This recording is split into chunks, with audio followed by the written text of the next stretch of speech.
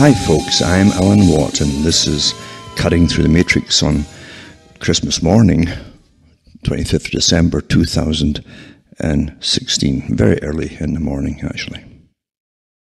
And what a year this has been, eh? What a year. For so many people, I think, across the planet, as we go through our pre-planned, managed destinies, I might say, of nations at least, as we go through the free trade deals and so on, the wars ongoing and the wars to come, all planned a long time ago, because nothing really on that level ever is spontaneous. It just doesn't happen that way. It doesn't happen at all. And we've seen so many changes just this past year, in fact. And the Masters have got a new frontman in, I guess, for the US to make people believe that there's going to be some positive change for the better for the people. And that's the standard thing that Carroll Quigley talked about. And Carroll Quigley, as I mentioned so many times, I was one of the first guys to bring all out, the information on him. Now you can buy his books because they're all out of print and anyone can reprint them and sell them, which they actually do, especially shows that I've been on. Eventually that's what they would do. But Quigley talked about how there's really an oligarchy at the top and how they put in the party that they want to serve them best for that particular period.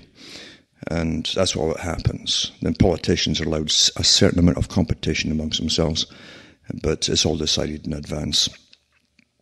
And that really is how it goes. So, unfortunately, as I say, we'll get wars, more wars, all pre-planned. And you can tell which countries are all involved already and which countries Mr. Trump is giving a lot of allegiance to, you might say.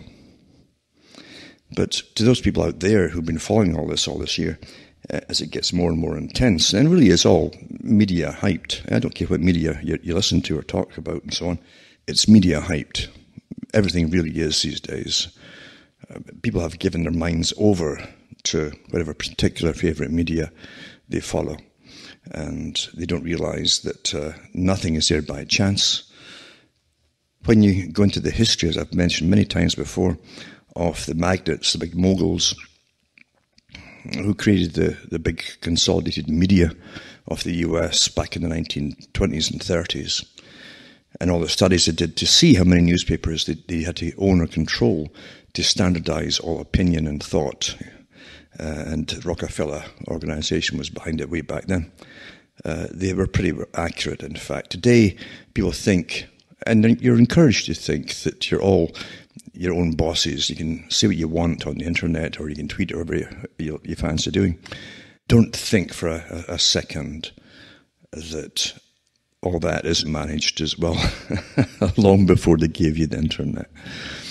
Of course you don't give away power. Power never gives away itself to other people.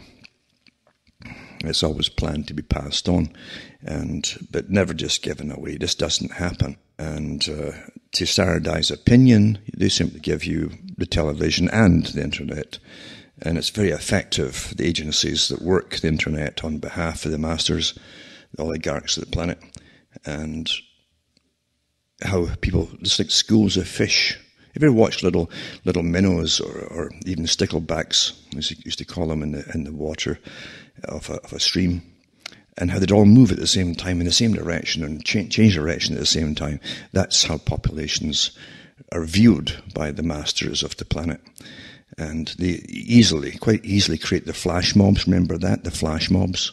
How to stir folk up to be flash mobs. Now you don't even have to have them physically meeting anymore. And flash mobs today are into colour revolutions managed by the big boys too. But now you can do the same thing without even having them physically appearing at a certain place. If you tell them to target whatever, they'll do it automatically without thinking that they're getting used. It's perfect, isn't it? Perfect. And so many have fallen into the trap without thinking, because they think they're free. They think the internet is somehow theirs. I don't know where they got that from. And they can really change the world by simply vocalizing the passed around information, the recycled information that's put out for them to grab. Remember, 2 algorithms. It's an important thing, and this will be imparted by other media too shortly. It's also important to understand how algorithms work and how they build on previous algorithms like patterns. Well, that's how your thought patterns work too. And if you want to manage people's minds, what they do is simply put out the little meme to start with. That's the building block. And then it could be the foundation. And from that, you will think you're coming to your own conclusions, but you're actually getting guided towards the next part of the building block, the next part, the next part, the next part, until in your head, into your mind, you have a complete understanding, you think, of how something developed, and you don't realize you're being used. It's a perfect system. And they have so many supercomputers they call them, big tray computers, etc., to manage your thoughts all the time. The sock puppets and everything else. Nothing has been left to chance. Power never leaves anything to chance, never. When you see that all the think tanks that the CFR alone controls, and the big foundations, all working together in the same agenda, when you see them all, hundreds and hundreds and hundreds of think tanks alone, all there to advise governments, etc., do you really think they'll just give up and, and shake their heads and walk away? Of course they won't. And none of them would exist if they said, well, we never saw that coming. They must always project in the future what will happen and work towards it so they can never lose power. That's what power does. That's why power doesn't get lost. But as I say, never, and I've always spoken to the individuals really, because you can't help those who go into the mass mind, the hive. You can't help them. You've got to only help those who are asking the right questions too, and who can handle the truth. I mean, it's a pity you couldn't put out kits on how to handle the truth, because you can't. Everyone's different. And don't fall out with everyone around you. It doesn't work, because what's the point in that? Why isolate yourself when an enemy would love that to happen? Then you're useless then. You must take your time, cope with things, and don't lose it as you start to learn more and more and more. And even when you learn more and more, take those facts and analyze them, dissect them, and see where they came from, and make sure that they are all facts. You're getting used again. But the world's a very, very devious place. It's always been a devious place. Always. Countless generations before us existed, remember? We tend to think that there's nothing before or after. People live in their own time. And that's encouraged. It's encouraged, especially today, with a society that since about the 1960s or 50s even has been created for them, where most people have arrested development, deliberately so, that only young people matter. That was all put out by Hollywood and your mind managers to make it so. And most folk think that way today. They don't think of before and after. That way they don't go into previous wisdom. They don't think about the people who went before them that had to struggle through their own lives. And it's through struggle that they learn. It's through struggle that you question. It's because of struggle often that you question anything at all. Why things are happening the way that they happen. And when you realize you're not the only generation that ever lived or existed, you realize that the understanding of human nature and managing mass populations is a very old technique and well understood as a science. And today, it's more sciences have been created or developed from that to manage them all and even use them more perfectly and get them to adapt and accept the system as the system goes through its planned changes. It isn't simply and only being taught to accept your servitude, as Aldous Huxley talked about quite a few times in his lifetime. It's also the fact that you acquiesce to the things you should not accept. As you're trained to accept things, because introduced into the system, into the techniques of control, is this thing called apathy. And apathy can be done collectively or it can be done individually. I've mentioned before, talks I've given many times over, about the firewall of the mind. The mind has no firewall unless you switch it on. And if you switch it on, you have to literally analyze anything that tries to get through into your mind to alter your thoughts. Because that's how control of the mind really works, and how societies, through governments and agencies and professionals and behaviorists and so on, have had people comply with things that perhaps, again, as Aldous Huxley said, they shouldn't really comply with or accept. It's all done through scientific techniques. And remember, too, that you certainly do have real rights as a living being on this planet. Your time on the planet, too, is pretty short, believe it or not. There are long times, I'm sure, as a teenager, if you think back, for those who are not anymore, you would think of the eternal boredom at times, or my God, how could you live a massive long life? You don't realize that once you're in your 20s and so on, things start to speed up. Until eventually, and if you make it to an older age, the days are going to be flying in, because there's nothing novel anymore. You understand a lot more than you used to, and therefore the day doesn't drag on as it seemed to be before. It will buzz by in no time at all.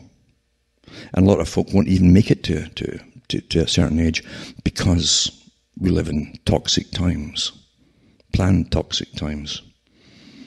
And those who are in charge of the world, the Machiavelli workers, on behalf of their masters, they're always busy at it, finding ways to bring down the population, to making things harder for people to mate by disabling people. That's a big one.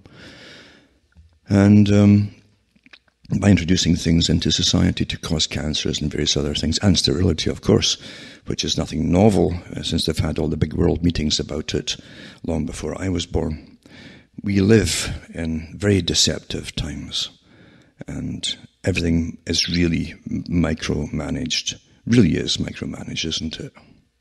And with Agenda 21, 2030, and now 2030, 2040, and so on, as time goes on, it's just the ongoing Agenda 21 plan, basically. Then you're going to find that they're going to micromanage you even more and more off the land, where you can drive or not, what you can drive, can you use gasoline or not, blah, blah, blah. We're living through it right now. All planned. A long time ago, years and years ago, all planned. Nothing happens on the spur of the moment from the behalf of the big boys. It doesn't happen that way. If things did, then believe you me, power would constantly change. It never does change. It gets appearance of change of the front people that you think are running things, but they're not running things at all. There's always an oligarchy way above them. And the oligarchy always gets it into power. At least the appearance of power, those who they want at that particular time to get the particular jobs done the oligarchy wants done, more efficiently or faster, or whatever it happens to be. That's all. But getting back to this time of year, it's very depressing for an awful lot of people. Very depressing, because so much will change in your lifetime. Friends you know will die off. All ages. When I was at school, people were dying off even then in my class. I can remember that. All different kinds of things going on. And they'll continue throughout your life. But yeah, I almost died myself this year. And then a few months later, Hamish died. That's how things go. And I hear from people across the world all the time. I know all of them too. Even when I can't always get back to them, I read everything that they send. And it's interesting to share their lives and their thoughts, and to see what they're seeing really through their eyes, in a sense, and to understand what they're going through as well, because that's what life really is about. It's not about political parties or anything else. It's about people. It's about people. And we understand that. You'll gain a lot of strength and purpose by keeping in touch with the real people and sharing their lives. All the things that go through, the things which you maybe have gone through before, or you're still to go through yourself. That's what makes life real and worth living. We're all pretty fragile. We really are. And as I say, so many things in life come and go, but friendship, things like that, are so important, because it's just so many things are flashes in the pan. They come and they go so fast in an age where we're hyper-controlled, where more people spend more time watching television or movies or fiction, that, and you can see in young now, they have a hard time having real meetings or talks or conversations with real people. They have a harder time. That's not by chance either. That's not by chance. Someone benefits from this. Micromanagement. Consent. Everything's manufactured consent. And as I say, I always talk to those, hopefully, who are questioning things, who get out of the herd movement, whatever movement it happens to be at the time, to start thinking for themselves, because that's what's important. And what a world it is, what a reality it is, when you start to think for yourself. You don't fall either for some substitute reality that's instantly offered to you. There are many traps along the way, many of them, all run by the same boys that control every other reality, the mainstream reality, you might say, or fiction, and so on. But as I say, I'm with all those who keep in touch with me across the world. I thank those who've sent occasional donations throughout the year, because this, what I do here, costs money. I've got a whole bunch of sites up there. Things will change, by the way, because I know it's tightening. The whole internet system is tightening, and you're forced to comply with certain new rules and etc. Or happens all the time as the big boys create the total tightening of the global system for more control for themselves. And so occasionally, if the sites go down, you'll know I'll try and get them up as fast as I can. And you'll know that it's not my fault. Why on earth would I miss something when I don't have to? It's not my fault. But I do, as I say, want to thank those people who've managed to hang in through thick and thin in their own lives. And a lot of folk out there are struggling. They've been struggling through so many things whacking them all the time. Some people with terminal diseases too, of different ages. It's sad indeed, but you got to stand by people. And if you stand by each other, believe you me, we'll never ever really be alone. Most folk today are really on their own, even when they think they've got 1,000 friends who tweet them, or 1,000 likes on Facebook or some nonsense like that. And they don't know what a sock puppet even is. But in reality, you got to make your own acquaintances, and you're lucky in life, like Plato said, to influence and really make friends for life with even 4. If you make 5 people friends for life and held on to them for years and years, you've done awfully, awfully well.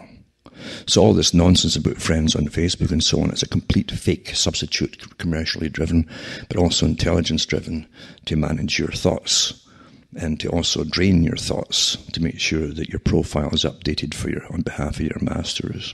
They got to know everything about you, and you help them willingly. You don't even get paid to do it. Quite something. Never before in history have we lived in such a deceptive age, really. Now, getting back to what I've been saying here, thanks to all the people out there across the planet. And I mean across the planet. It's just amazing where all the different people are. And I do try and get back to you. Forgive me when I can't, because I do get run off my feet at times. I'm still recovering from my own health to an extent. And I've got big plans to make this year too. Canada itself is becoming a very unhealthy place. I think it's really the test place for the real heavy aerial spraying, geoengineering that we've been having, chem spraying for an awful long time. because the trade winds come across here in such predictable ways. They can certainly use it for coverage. But I think also that Canada has been a test bed for a lot of rather nasty things. There's no doubt. It's a much better place to manage, because with national or even provincial, which really end up being national health services with sharing this information, it's much easier to monitor the health on a daily basis of the whole population. You can see what comes in, what changes are happening, what effects certain things are having on the public. It's very, very easy in a socialist system. But for all those out there, keep in touch. If I haven't got back in touch with you, forgive me for it, and please get in touch with me again. Just let me know how you're doing. And no one, believe you me, no one is too small. I'm just as small myself to get back in touch with. That's what we are. We're people. We're little folks on the planet here. And that's what makes us human, hopefully. And keep in touch and sharing thoughts and what we see and what we can observe around us is awfully important. It is definitely important to observe and to share what you see. You don't have to go into long, detailed descriptions or analytical dissertations on them. You just basically report what you see and etc. And that's all you need to do for each other and definitely for yourselves, because it keeps you sane. It keeps you sane to know that your thoughts are quite normal. It's a pity there's not more and more people who can really question things too, as you do. But most folk, you got to understand, are truly under the spell of complete, perfect indoctrination.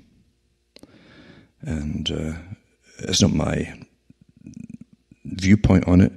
I'm talking about the big think tanks who, in psychology, etc., mass psychology and behaviorism, that wrote screeds and screeds of books long before now, and they're still churning them out yet, on controlling the populations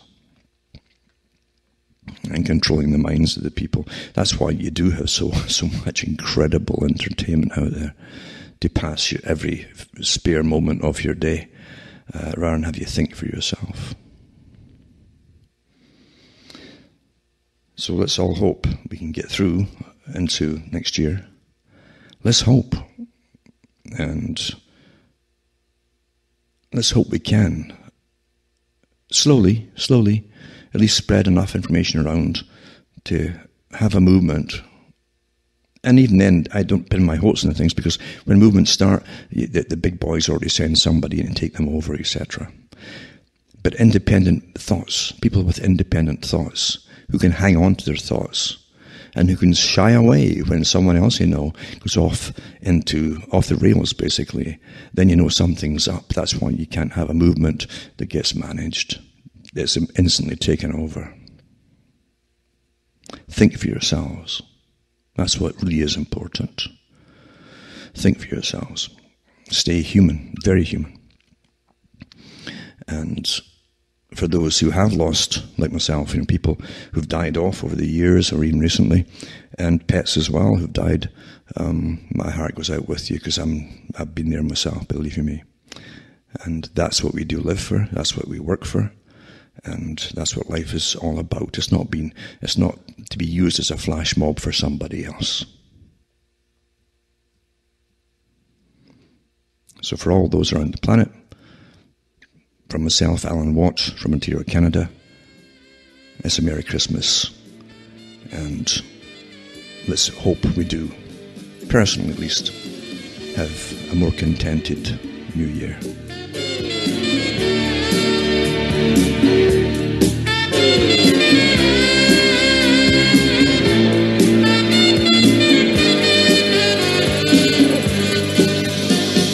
Across America and around the world, once again, you're listening to the Hour of the Time, the early edition.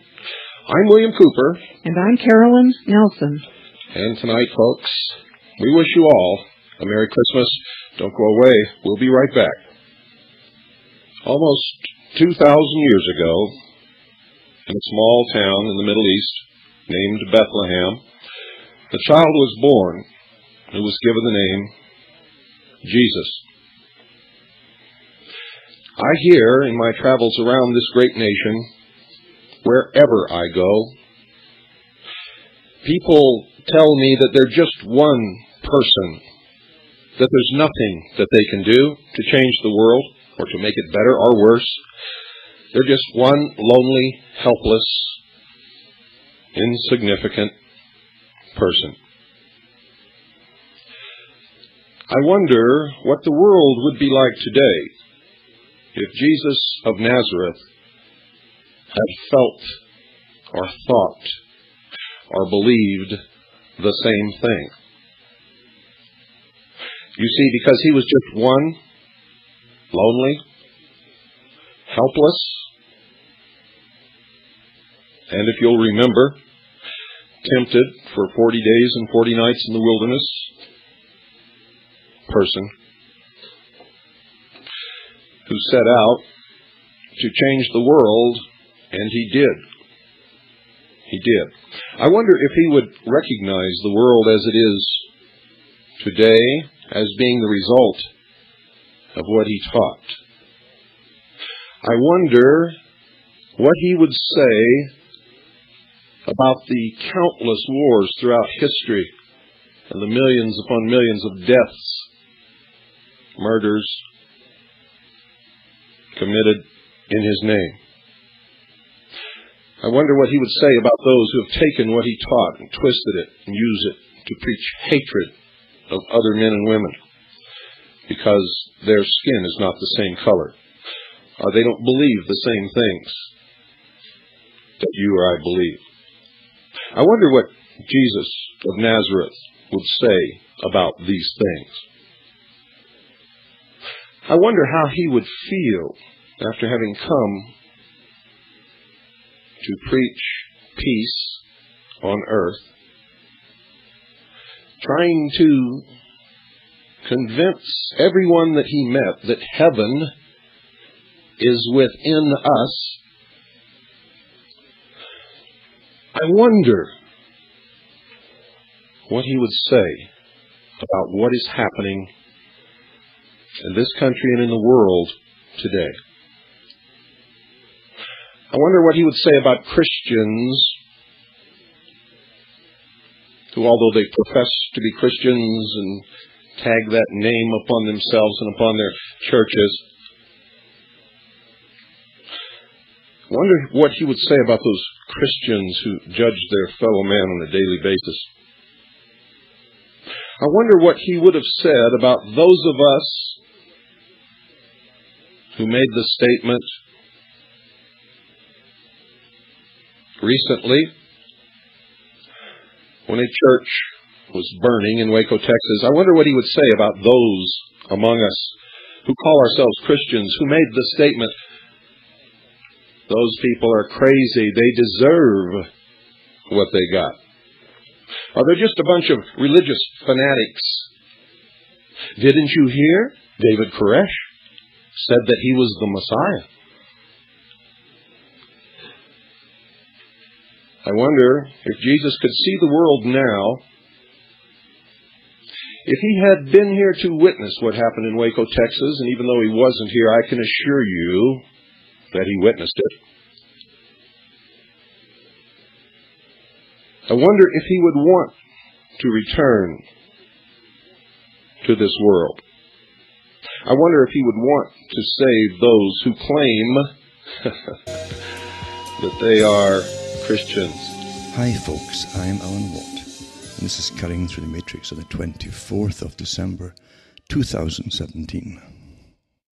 Machiavelli gives a good idea of how rulers and governments think and how they perceive their real role, as opposed to how they give the public a perception of what the real role is supposed to be. And it's quite interesting, isn't it? You heard all the talk about draining the swamp in the US, for instance. Lifers and intergenerational lifers, you might say, politicians or bureaucrats. So many bureaucrats all governments have. They're there, remember, for a whole career till they retire. And they go in rather early too, and they're generally intra-family. Their families get them into the jobs. And governments like to hire people from within the families because they're well vetted, etc. And there are so many of them, lifelong bureaucrats in the federal government and in your state governments and candidates and provincial governments too. And they tend to intermarry each other as well. It's another thing I've noticed. But they have tremendous wages. And governance, as I like to call it today, is almost farmed out, you might say, to private businesses, corporations that work on behalf of government. They're employed agencies. And bureaucrats, too, have a lot to do internationally with the counterparts in other countries' bureaucracies. H.G. Wells spelled it all out after the League of Nations was formed. And he said no longer do the people have to wait for politicians to listen to them to get things done across the world, because Wells wanted this united global government system. And he was one of many, of course, who worked for the London system, they called it at the time. And he said that now the bureaucrats in different sections of government could literally contact and deal directly, bypass the politicians altogether, and deal directly with their counterparts in the other countries. And he saw this as the embryo of world government.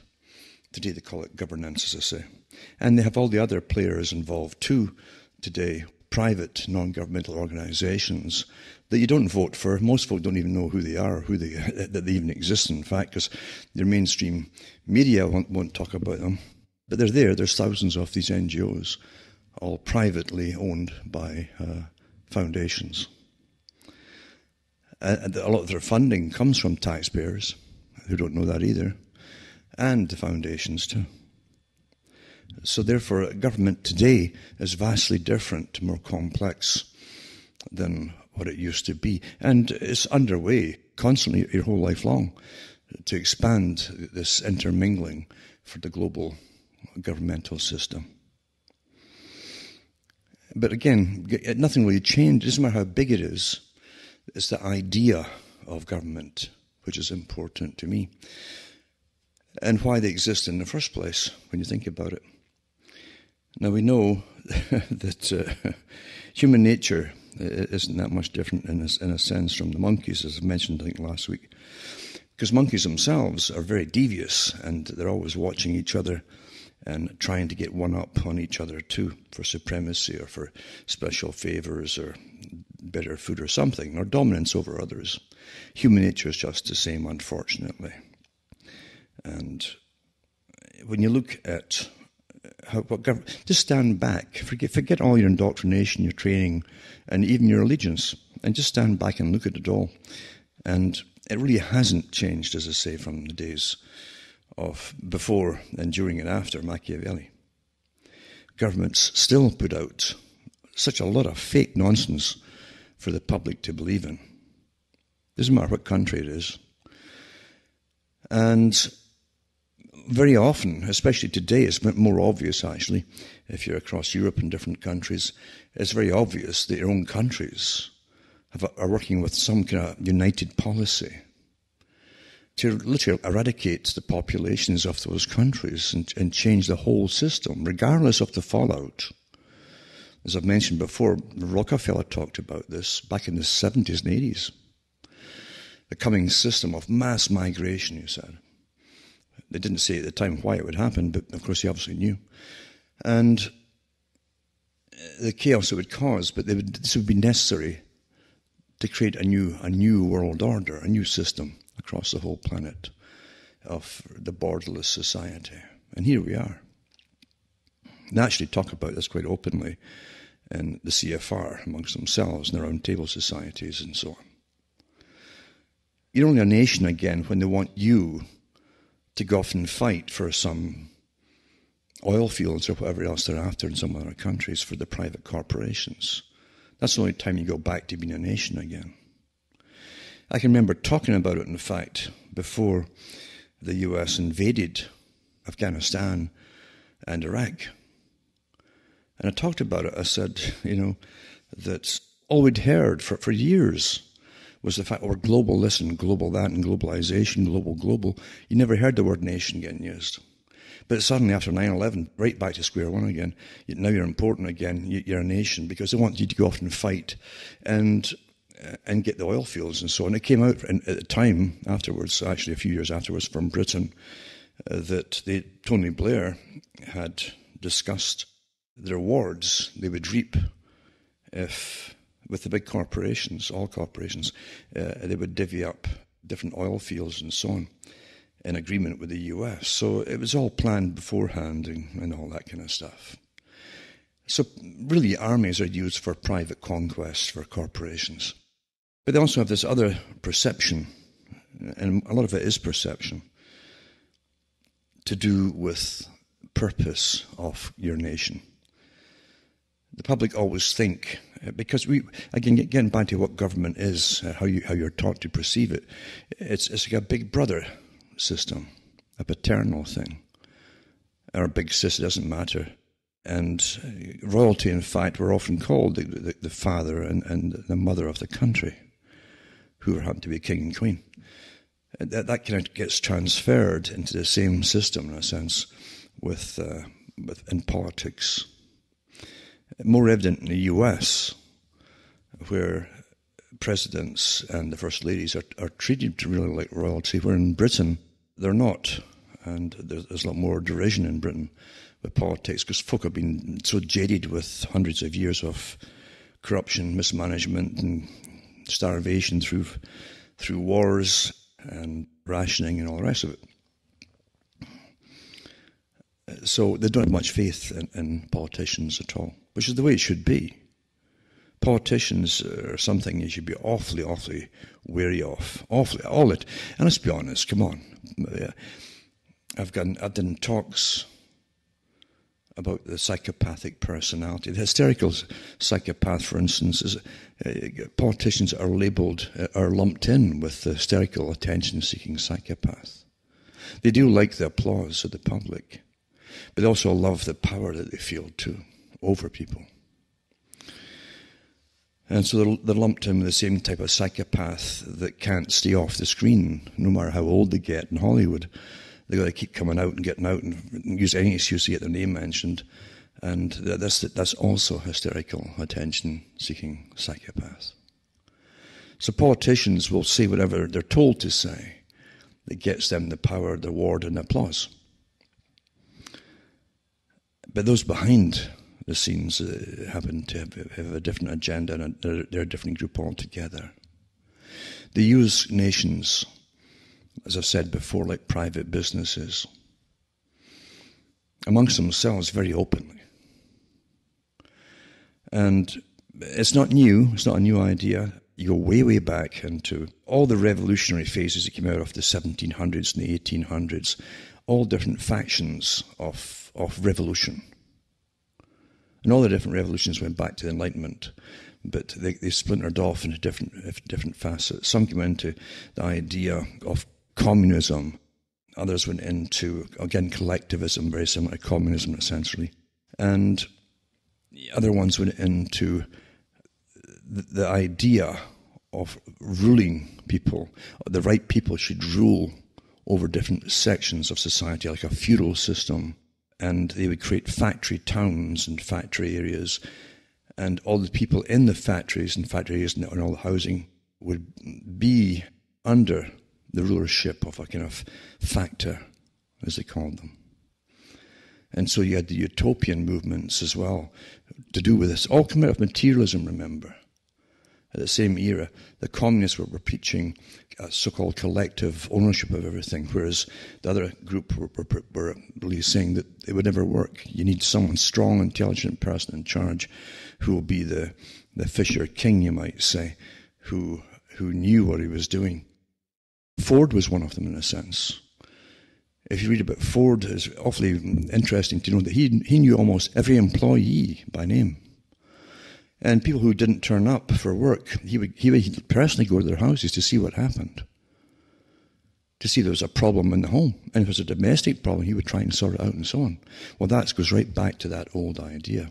You find it too in the Owen societies that they tried to set up in the US and elsewhere too. So different factions came out of it all. But the idea of this private ownership blossomed from just the Fisher King, benevolent kind of local dictator type idea into corporate ownership. Corporations would rule. And that's where Carroll Quigley and the group behind him at the time in the Council on Foreign Relations, they were all working towards having corporations taking a place in what they called governance, governing the world. And they still do it today. As I say, the CFR, Council on Foreign Relations, and the British branch of it, the Royal Institute for International Affairs, drafted up all the free trade agreements for countries to sign. They came out and openly admitted in 2005. They drafted up the Charter for the United Europe. And every top politician, all the commissioners in the EU Parliament are members of not just the Royal Institute for International Affairs, but the branch they created just to run the government of Europe, which is the European Institute for International Affairs. This is a branch of the Royal Institute for International Affairs, CFR.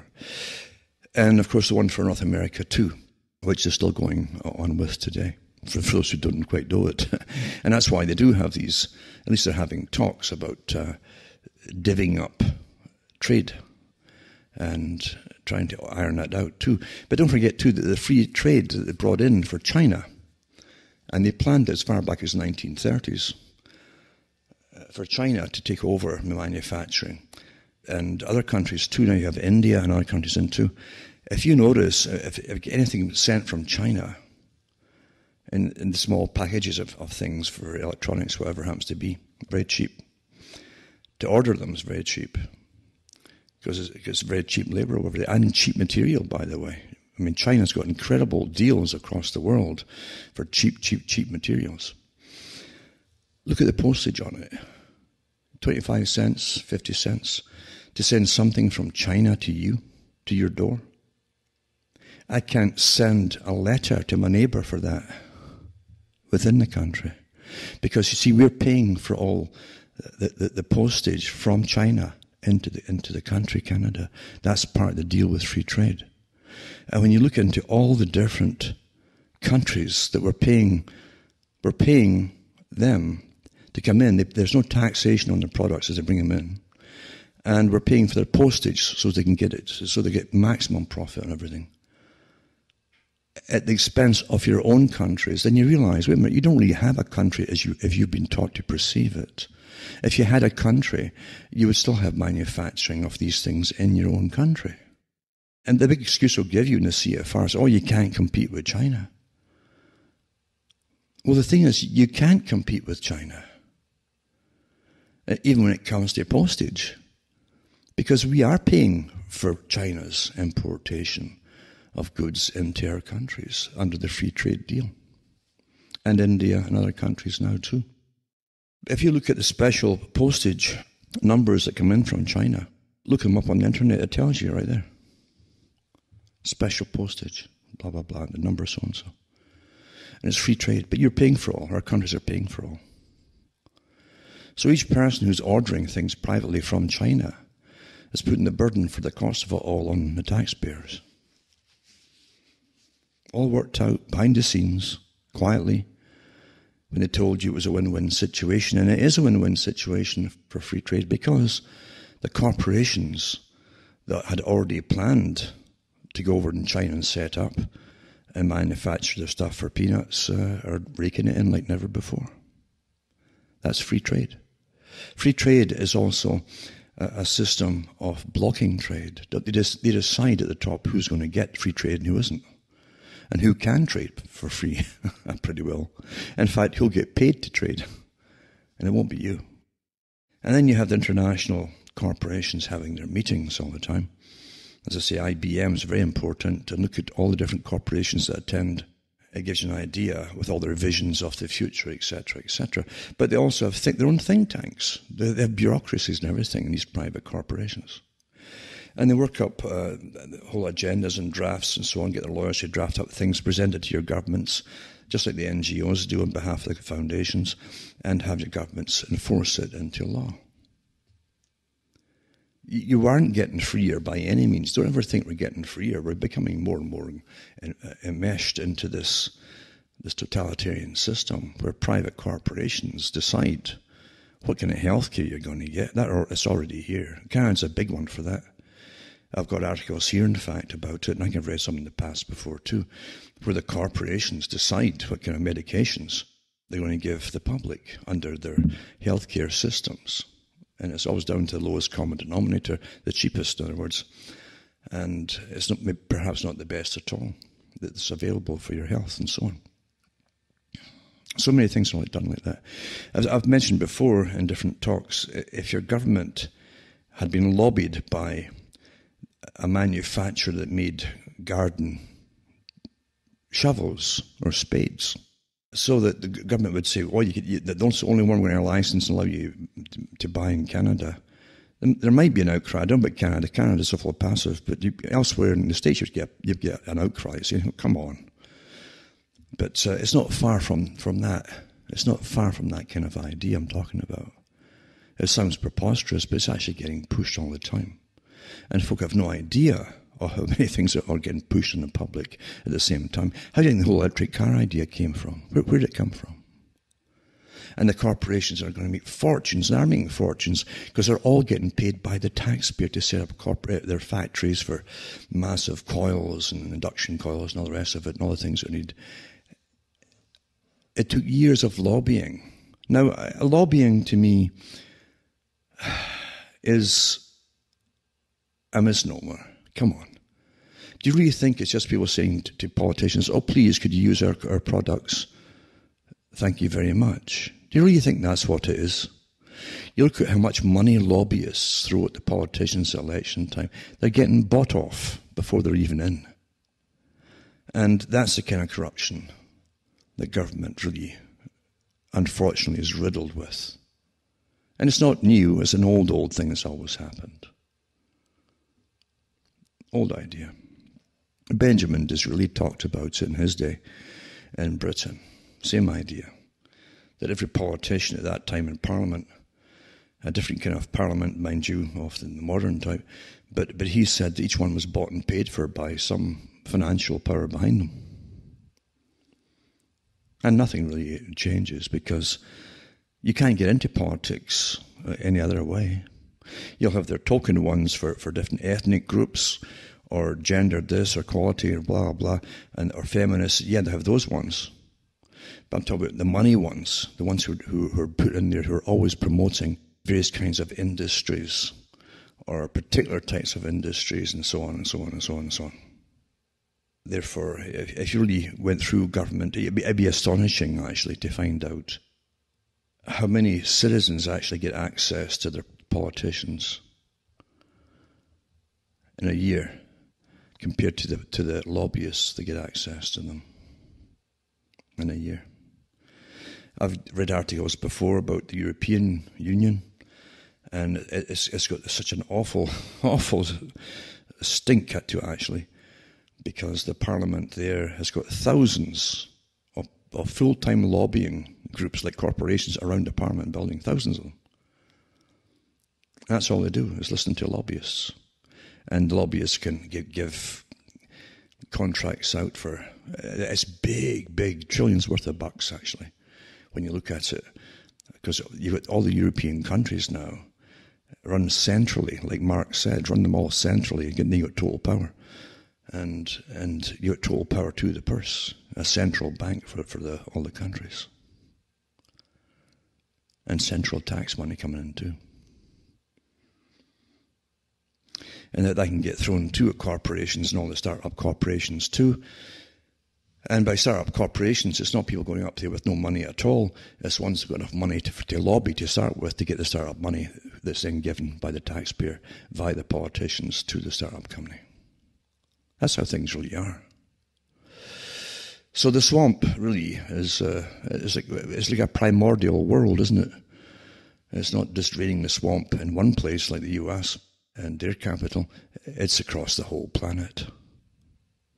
And it gets back again to this power idea. Power, power, power. And how it's always dressed up to appear as something different, like a paternal, the king, queen, the father, mother of the nation. And that kind of idea. We're here to serve you. What a joke. What a joke. Come on. Look at the salaries they give themselves. I've watched it my whole life long in times of, I don't care about the recessions. To me, it's depressions and financial depressions. And they give themselves massive pay increases and stuff. But they're psychopaths. What do you expect? What do you expect? I really think that caring for people is a rare thing. You can get lots of folk to go and do caring for people if they get paid well enough for it. But actual, really just natural caring for people is a rare thing. It really is. Most folk are selfish. And when they go into careers, like into politics, they're incredibly selfish. They want, and they want power too. Self-power, they want applause, they want to get their name announced and so on. So they have tremendous egos. These aren't the kind of people who care about other people. It just doesn't jive. It doesn't happen that way. So I'm not complaining. That's just the way it is. It's the way it is. But at least you know the game and you don't have to be fooled by it. You really don't. But as I say, Machiavelli was rather honest, giving his kind of resume out to kings and so on. This is how you run, and here's how the public should never be told the real truth about anything. Francis Bacon said the same kind of stuff. Because they gave resumes to kings. And that was the idea, that people were so fickle that you could never have uniformity amongst them. And it's true enough. If you ask 10 people what they need most, just pretend you were in some sort of situation where you're all living in the close proximity and like neighbours or whatever, and you say, what do you really need the most here? Yeah, you'd have them fighting among each other before half an hour was passed. That's a problem with how we humanity. The only time we can go under real authority, practical authority, is in real crisis situations, where folks stop their petty bickering for survival's sake, and they have a leader who hopefully is temporary, but he or she will get you through the crisis situation. That's the only time they seem to get on. Even then, they're ready to kill each other sometimes, but they'll try and get on.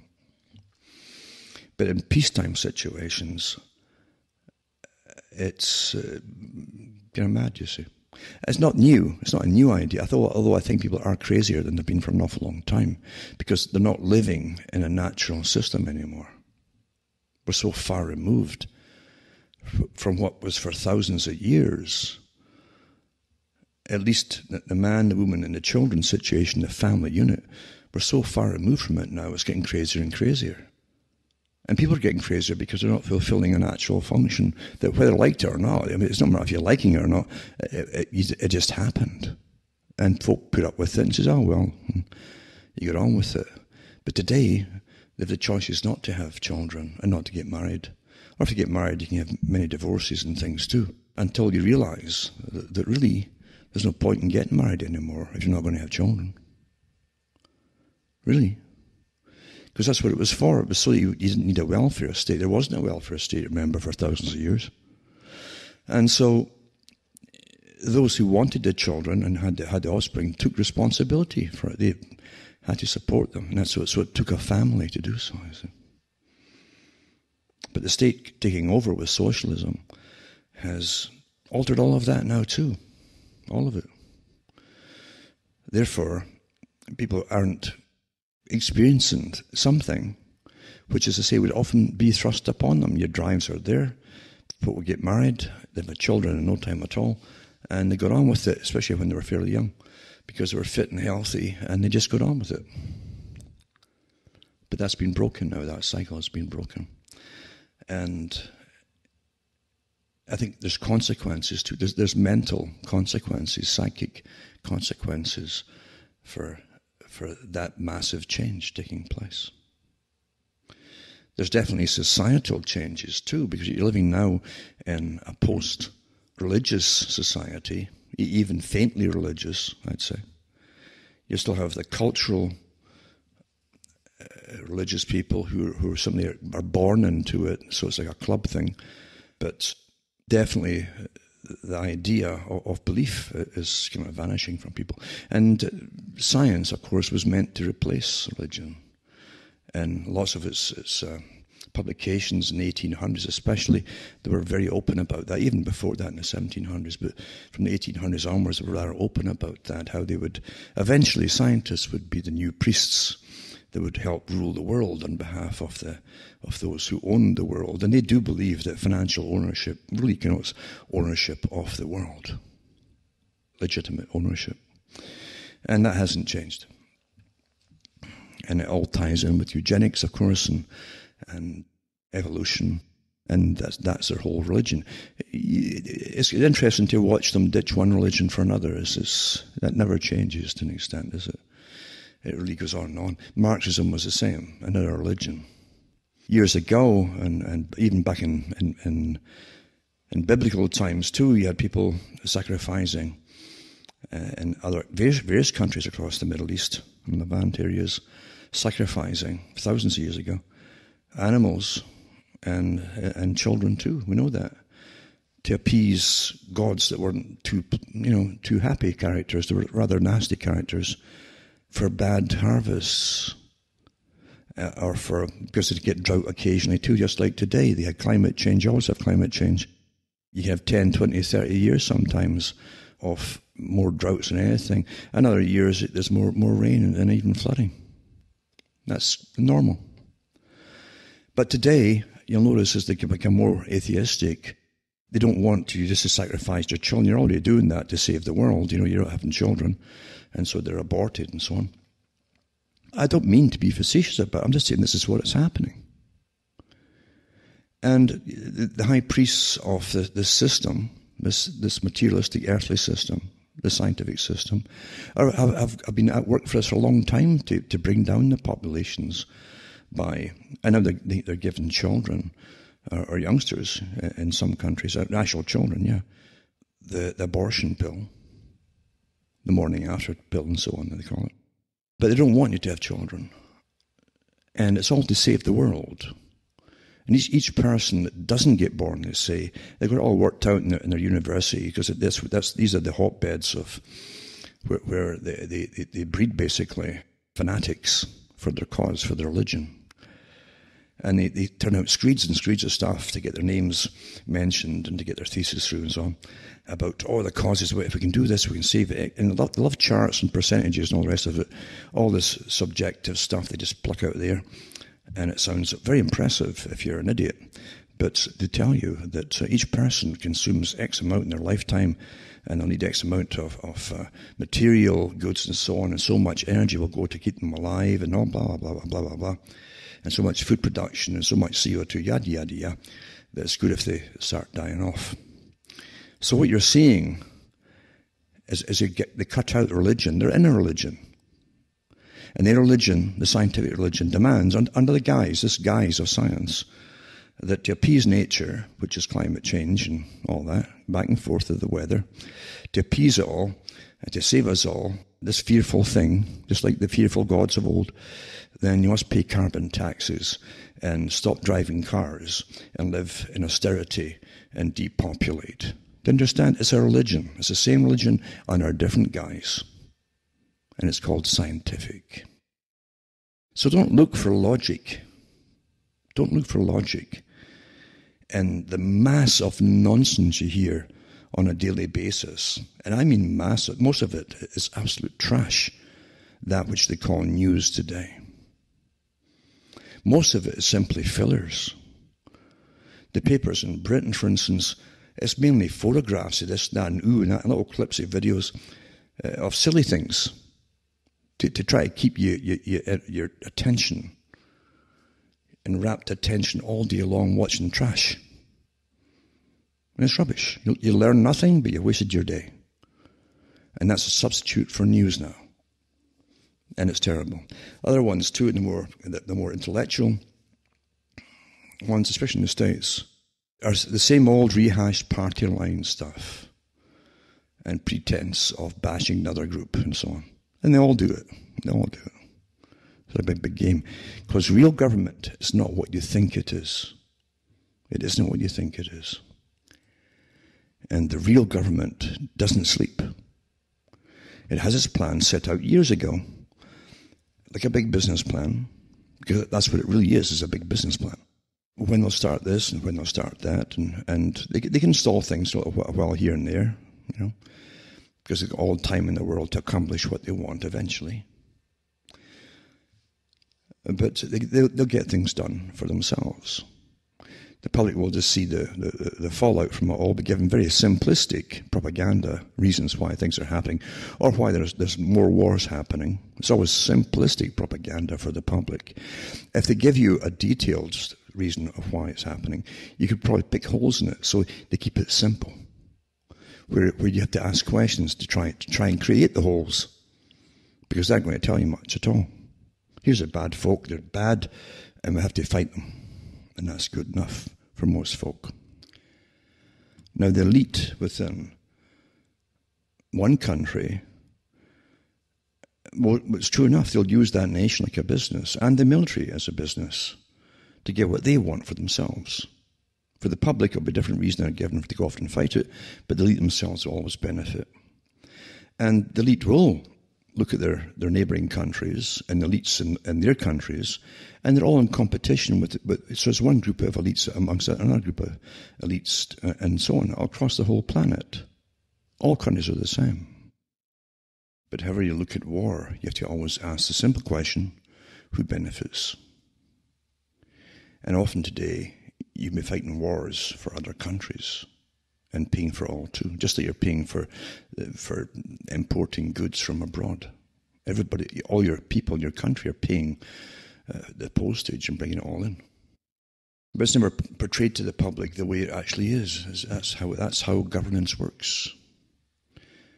And government does try to make you think that special brains run everything, really fantastic minds. So they can't explain any further than that, because they've got to leave it in mystique. Otherwise, you realise they're just the same as you. But that's how it is. And getting back to society in itself, that's now going through massive changes because thousands of years, maybe millions of years has changed everything suddenly. With contraception, abortion, easy sex, non-bonding sexual encounters where the bonding has been cut loose from the sexual act itself. Another thing that Marx and others wanted to happen, to destroy the family unit. It's all happened. And then you look literally at places like Britain, that at least through their trash newspapers, show you photograph after photograph, or even little videos if you get the speed.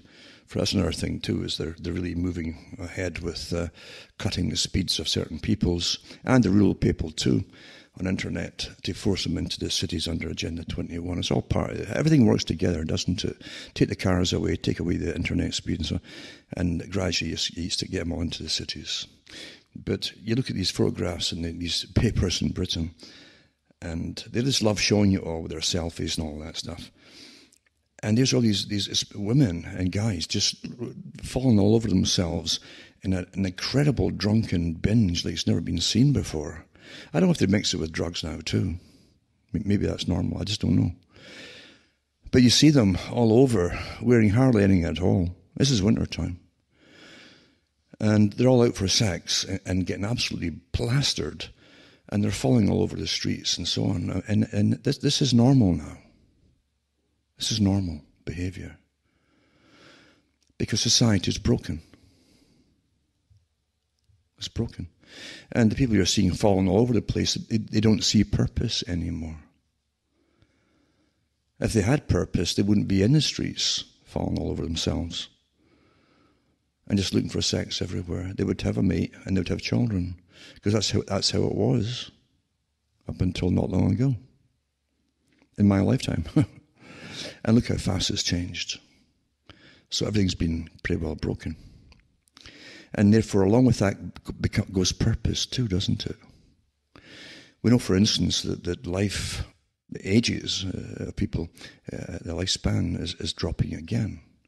And with women too. Not all over the place, but in most areas.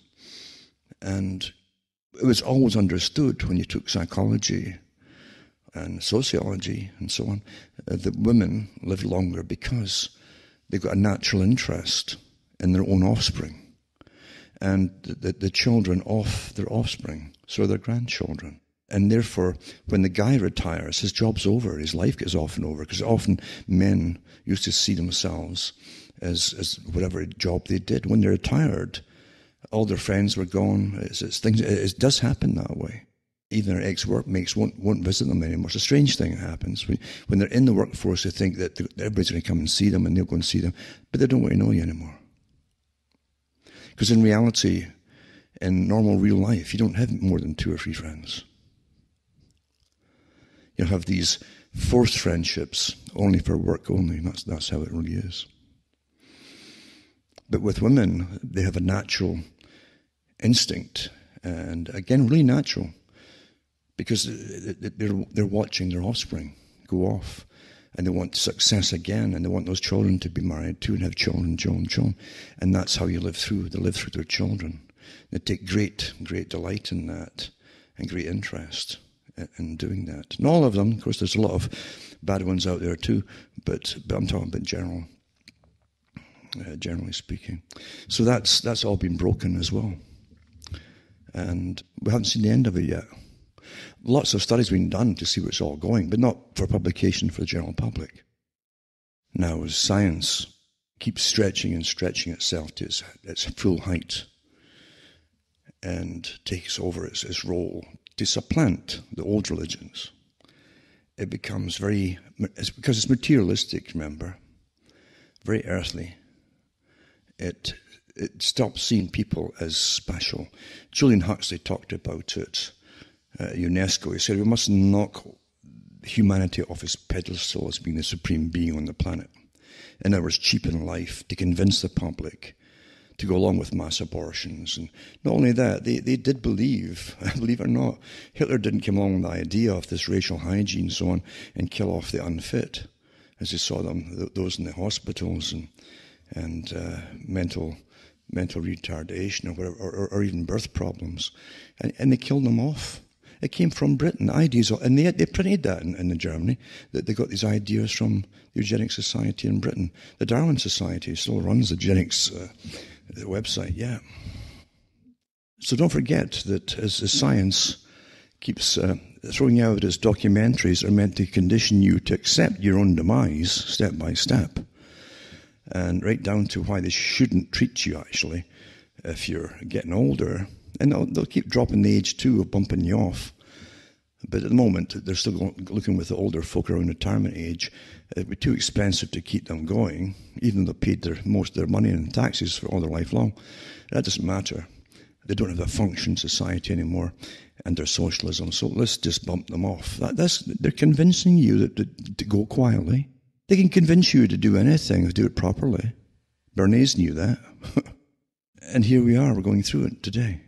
And science hasn't finished. They'll have, even, there's nothing you watch that science fiction or any kind of fiction that isn't loaded from the 60s onwards with all these different ideas to get youngsters ready for what they're going to face when they're old. They had all that in the Star Trek series, the original Star Trek series, where Kirk is transported over to a ship, a parallel ship that seems to be the Enterprise, nobody on it, until he meets a woman. Then eventually he finds out that she's sent by her people from an overcrowded planet who are immortal, they can't die, they've conquered all disease, to give them a new disease to start killing them off, because that's what they want. They want to be killed off. And at the end you say, oh, well, I guess they had to, they're all crowded together like that, They can convince you of anything, can't they? Simple, isn't it, with emotions and withholding other aspects of the argument. But it's all out and open today, and scientists now are becoming incredibly arrogant, along with different politicians and the so-called experts they put forward to brainwash the public, that you really should start considering just hitting a certain, even planning for it, years in advance when you want to get bumped off. And that will come in your lifetime. You're going to see this, if it's not here already. For instance, when the scientists decided to really tamper with humans again, they did it before World War II with lobotomies, nicotomies, and so on in the brain, and they're even treating soldiers coming back from World War II with post-traumatic stress syndrome with this pseudo-scientific nonsense that they could actually do a preorbital lobotomy, basically. I'll put the spike just over the eyeball and behind it and just cut a few things in the brain, and that would cure it all. Absolute rubbish. This is what they did. It's astonishing what they get away with under the guise of science. But again, it's a snake oil guy who'd sell you that bottle of rubbish, give you a lot of fancy names for it, and away you go. And we've all seen The Manchurian Candidate and the different follow-up type of movies from it too. People have seen The Sleep Room. It was put out by CBC years ago on the brainwashing cases that they had in Canada. That's basically based upon where the idea came from. And it says here that the President Trudeau government in Canada has put a gag order on all the old cases that are probably up for renewal and so on. And it says they put a gag order in the CIA brainwashing case, and it's silencing victims, a lawyer says.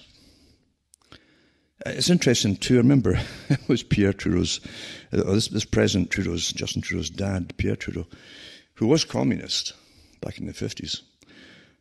And when he became Prime Minister and so on, the last thing he did, the last time of the day he was in office, apparently it was in the papers at the time, was to reclassify a lot of different things that were classified not for, under the Official Secrets Act. But one of them was to do with a case that came out in World War II, where I think it was Gozenko affair. He was a Russian defector, the first one who came over with the names of stacks of not just politicians, but lots of bureaucrats who were in the government in Canada and in the States. He was the first defector. And it caused a crisis at the time, because we're still supposed to pally with the Great Bear and at the end of World War II. But he had a list of all the politicians and stacks and so many, dozens and dozens, maybe hundreds actually, of bureaucrats in the Canadian federal government that were communist members. And Pierre Trudeau reclassified them all as secret again for another 50 years or something, and so we'll never find out who they were. It doesn't really matter now anyway, does it? Now they've turned the public into a form of pseudo-communistic collectivist society, and they haven't finished with it yet. But anyway, Justin Trudeau put a gag order in the CIA brainwashing case, and it's silencing victims. Daughter of survival of brutal experiments, nervous to speak out after non-disclosure demand, it says. 40 years after the revelations, the US Central Intelligence Agency funded brainwashing experiments on unsuspecting Canadians. That was by Dr. Ewan Cameron in Montreal. It says the Trudeau government is continuing a pattern of silencing the victims, a lawyer of one of the families says. The Department of Justice gag order in an out-of-court settlement was designed to avoid responsibility and avert compensation to more victims and their families, said Alan Stein, who's represented numerous survivors who were once patients of the Allen Memorial Institute, Montreal. Told News that successive federal governments have demanded confidentiality agreements in at least 5 of the cases he had settled in the last few decades. If they hadn't been confidential and the settlements had the publicity that they should have had, a lot of the victims would have come forward and gone to court, he said. It's never ending, isn't it? These are governments that knew what was happening, and the government departments gave the CIA, permission, and gave Montreal the go-ahead, the Allen Memorial Hospital, to lobotomize these people, to put them on massive doses of LSD daily for months and months and months, and daily electroconvulsive therapy as well, to try to repattern their brains, as said, give them new personalities. And some of them couldn't even remember what happened at all, the life at all, before it all happened.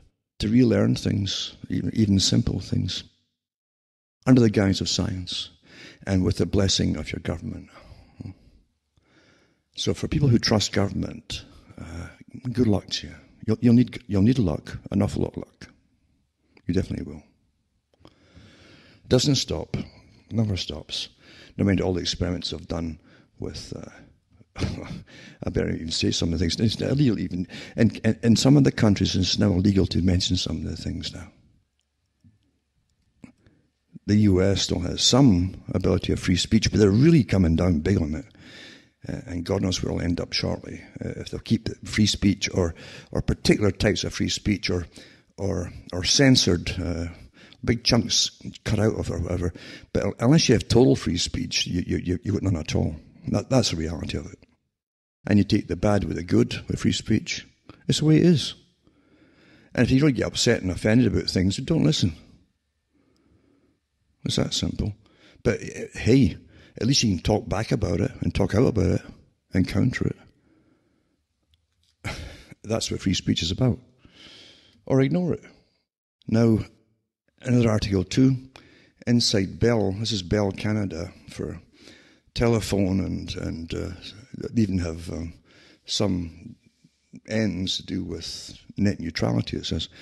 Bell's push to end net neutrality in Canada. Documents obtained by Canada Land, it says, reveal a plan to create a not-for-profit corporation, similar to the one put in the States, by the way, responsible for maintaining a blacklist of alleged pirate sites.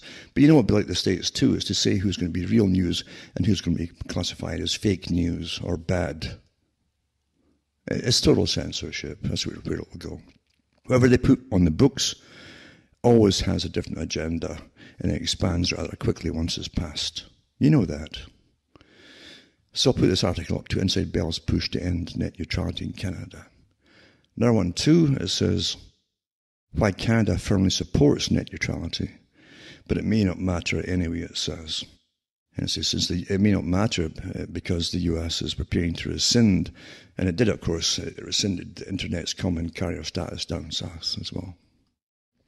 Another thing in the news too is to do with the US sanctioning 52 people for abuses related to Global Magnitsky Act.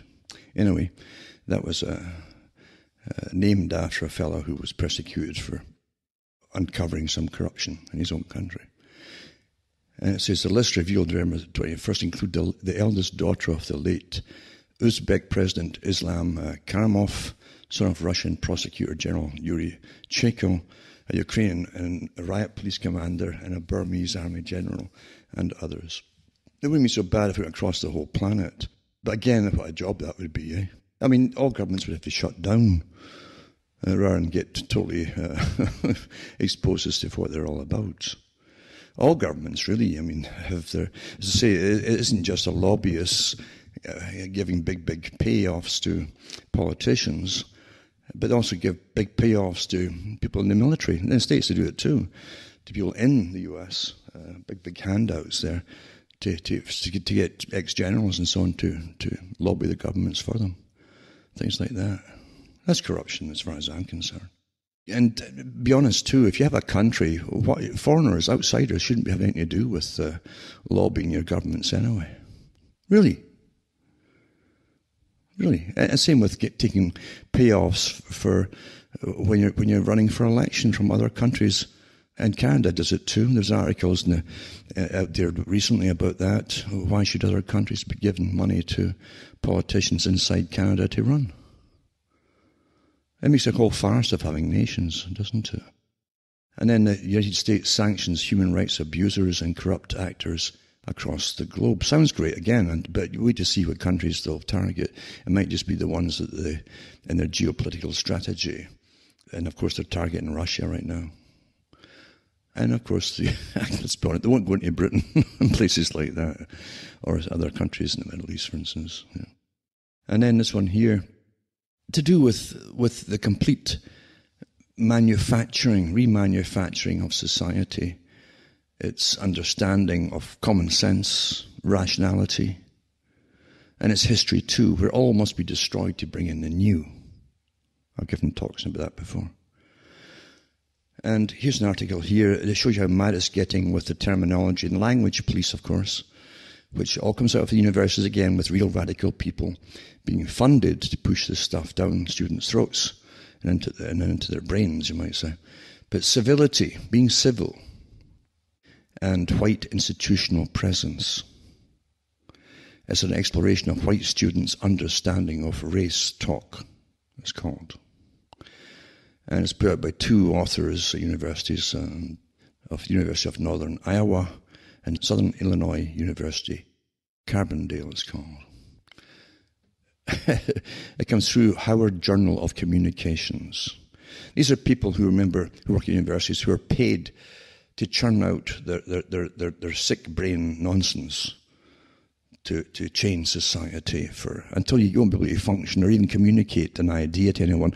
Exactly what George Orwell mentioned in 1984. When the dictionary is that thin, you won't have the terminology left to express your problems and communicate it to others. Therefore, you'll be nice and peaceful. And you can't be seeking justice then when you're all peaceful and you can't express it anyway. You have no words to say it.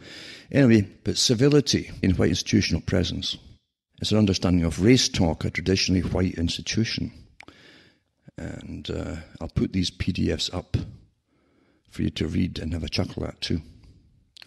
But it's in this study the authors draw upon critical whiteness studies. You've heard about the critical theories and so now it's critical whiteness studies. To explore how white students' understanding of race talk within higher education reproduces whiteness. Through an analysis of interviewed data, they generate three categories describing whiteness informed civility. WIC functions to create a good white identity. What on earth is a good white identity? WIC functions to raise racial identity, and WIC functions to assert control of space. These thematic concepts show how, listen to the terminology here. It's like the gobbledygook that Freud initially came out with that no one can understand, even his followers, because it's nonsense. It says these thematic concepts show how WIC is characterized by logics of race evasion, avoidance of race talk, and it's meant to make you think that you've got specialists talking here with this gobbledygook. That's what it's meant to make you think. An exclusion of people of colour. The authors conclude by offering ways for instructors to interrogate WIC through classroom practices informed by critical communication pedagogy. So there you get this rubbish here, utter tripe. But basically they're trying to say that civility in discussions and so on is a white thing, and it's a problem. It's a white thing. Being civil is a white, terrible thing, a deviancy. Right? It focuses on how student classroom behaviour such as texting, sarcasm, eye-rolling, tardiness and disruptive talking detract from students' ability to learn and instructors' ability to teach. And then they go and quote Kleberg, Golden Oates, and Mendes, Miller, and Catt. Yeah. For example, amazing amount of characters that make a great living writing this tripe, you know. For example, to address student incivility, Miller, Catt, Brown, and Saivo offered that instructors should reduce negative self-disclosure and be non-verbally immediate. Oh, wow, you can all be non-verbally immediate, right?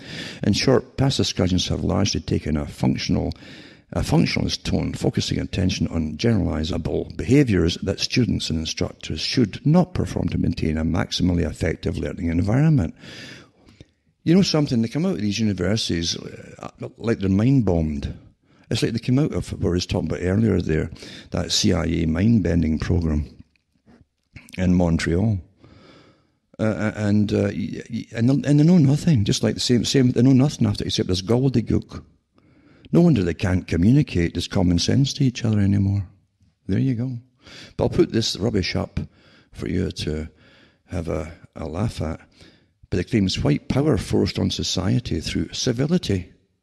Yeah, being civil, it's actually forcing white. What nonsense is this? Eh? Well, I guess they can do away with all these different negotiators that try to get peace amongst countries and stuff, because there's obviously white civility they're pushing. What rubbish, eh? What rubbish. But universities now are dangerous places to put a child into. It's bad enough a school nowadays, but the brainwashing they get, wow, eh? Oh. And you wonder why they come home and they can't even talk. They're kind of, see, you got your degree, eh? So in communication. Now, Saudi Arabia released a propaganda film showing an invasion of Iran. So it's a propaganda movie they made. I'll put that up there too. And also Apple's iPhone. It shows you too that as a phone gets older, they actually have a little app inside it that slows it down. Its ability to download stuff and so on. And its usually put out was to save the battery. But you know something? They play this game, not just Apple, but all the different ones play the game with your computers as the next model comes up with it. And we've watched it through all the different versions of computers too. Everybody's at it, eh? But you won't find the US government or any other government looking into that and tell them to hey, cut it out. And then China gives Google and Facebook an ultimatum. It says they have to accept China's censorship and tough online laws if they want to access its 751 million internet users, say Chinese regulators. And I'll put that link up too for you to watch it. And also, the CIA has an article from 2006 on how they set up a department to collect all intelligence on bloggers. Internet blogs and content and all the rest of it, but who the bloggers were too. I remember reading it at the time on the air, in fact, and it's well underway. It's doing awfully well. But these even had all the different content of all the years you've been talking as to what you said, literally, studiously marking it off for pluses and negatives and so on. And something else I mentioned too a few years ago is Council hopes to become the first in Britain to liquefy dead bodies by dissolving them in alkaline and then flushing the remains down the drain. Well, that's science again, eh? See, science is fantastic. It's become more and more dehumanized. And after all, you're just a dead body anyway. And they're even going to have ones out there, they say, that you could actually put in your back garden, just pour it in there and help, your granny will help the plants to grow. As it become more and more facetious. But don't forget that as we become more and more dehumanized, and we'll laugh at all this stuff too, that when it's your turn to be flushed, before your time is up, by the way, who are you going to argue with? When the big bosses of science are in control. Well, from myself, Alan Watt from Ontario, Canada, where it's really cold, and you're getting all ready for Christmas now. I'm sure you're all tuckered out with all your buying and running around and all that crazy stuff. It's good night. May your God or your gods go with you.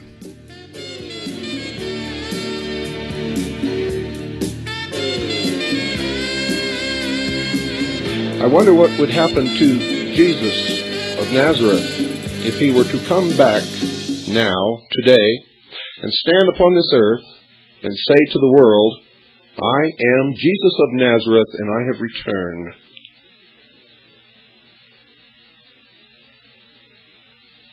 What would happen to him? What would happen to those who believed him and followed him?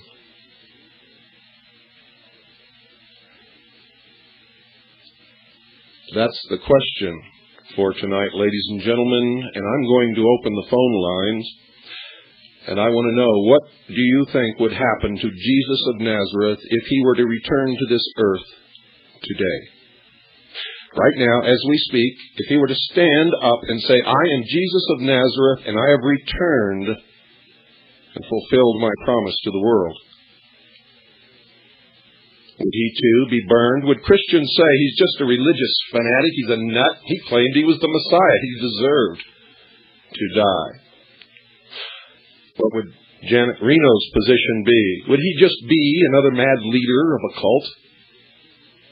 Would they send the ATF and the Federal Bureau of Investigation to arrest this man?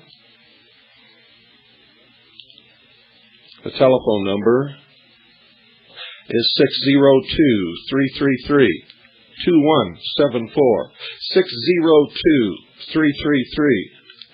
602-333-2174. Search your conscience. Search your heart. Look at the world. Look in the mirror at yourself.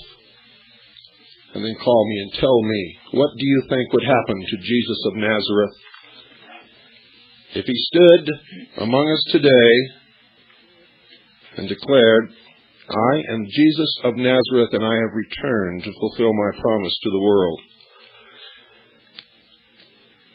You see, I have a habit of striking home right to the point, to the quick of the matter. I can hit your heart like no one else because I know you, and no one is calling. For the first time in the history of this radio broadcast, the phone is not ringing. Why? Because you know the answer to that, my friends. Now the phone is finally ringing. The longest it's ever taken. Good evening, you're on the air. Yes. I'm calling from Elk City, Oklahoma. Hello. Hello. Merry Christmas. Merry Christmas to you. Yes, your question, what would happen if Jesus of Nazareth was to come to earth today? Yes. I feel that the people that are of his spirit would know him, and others would crucify him again. How would they know him? By the Spirit. But how would they know the Spirit? You see, the United States government and the press claimed that David Koresh said that he was the Messiah, claimed that he said that he was Jesus. Yet no one went down there to find out whether he really was or really wasn't, never mind the fact that he never said any of those things. I agree with you. I think that that was a horrible thing. And I believe that the body of Christ is going to answer for not being on call and going down there to his defense, regardless of what he believed. You're a very intelligent woman, and you're absolutely correct. Christians will pay dearly for what happened in Waco, Texas, and I hate to say that. I hated to realize it at the time, but it's true. Yes. I want to thank you for your astute observations, and you were the first caller. This is the first time that it ever took that long for our telephone to ring when we open the phones. Usually it's ringing before we open the phones. And but this question tonight is one that strikes in the heart of every single person out there who believes in any religion, not just the Christian religion, for it strikes home to just what is it that we all stand for? Who are we really? What would we do if Jesus Christ returned to this earth? Or if you're a Jewish person, what would you do if your Messiah stood up and declared his presence? And if you are a follower of the faith of Allah, Islam, what would you do if Muhammad stood up and declared that he had returned to the earth? Or the Hindu religion, what would you do if Maitreya declared his presence? Now, I feel that you will know by the Spirit within you and the Spirit within Jesus, just like you can tell within just individuals who is really, you can say you're a Christian, and you can have all sorts of bumper stickers and all of this, but it's the Spirit within you that relates to the other spirit. You can tell by the Spirit within each other if you're of Christ or not. Well, that may be true, and there may be some people who can do that. I feel that. I knew that everything was wrong about Waco when it happened, and I went down there and broadcasted from Waco. And I set in motion events that would uncover all of the lies. And this was the first radio broadcast that let the people of the world know what those lies were. But even when Jesus was walking upon this earth, bearing in mind that all of us who follow his teaching and believe in him do so as an article of faith, and that's what makes a religion, because no one has ever found any real solid proof that he ever really did walk upon this earth. But according to the recorded events in the Bible, people didn't believe him when they saw him face to face.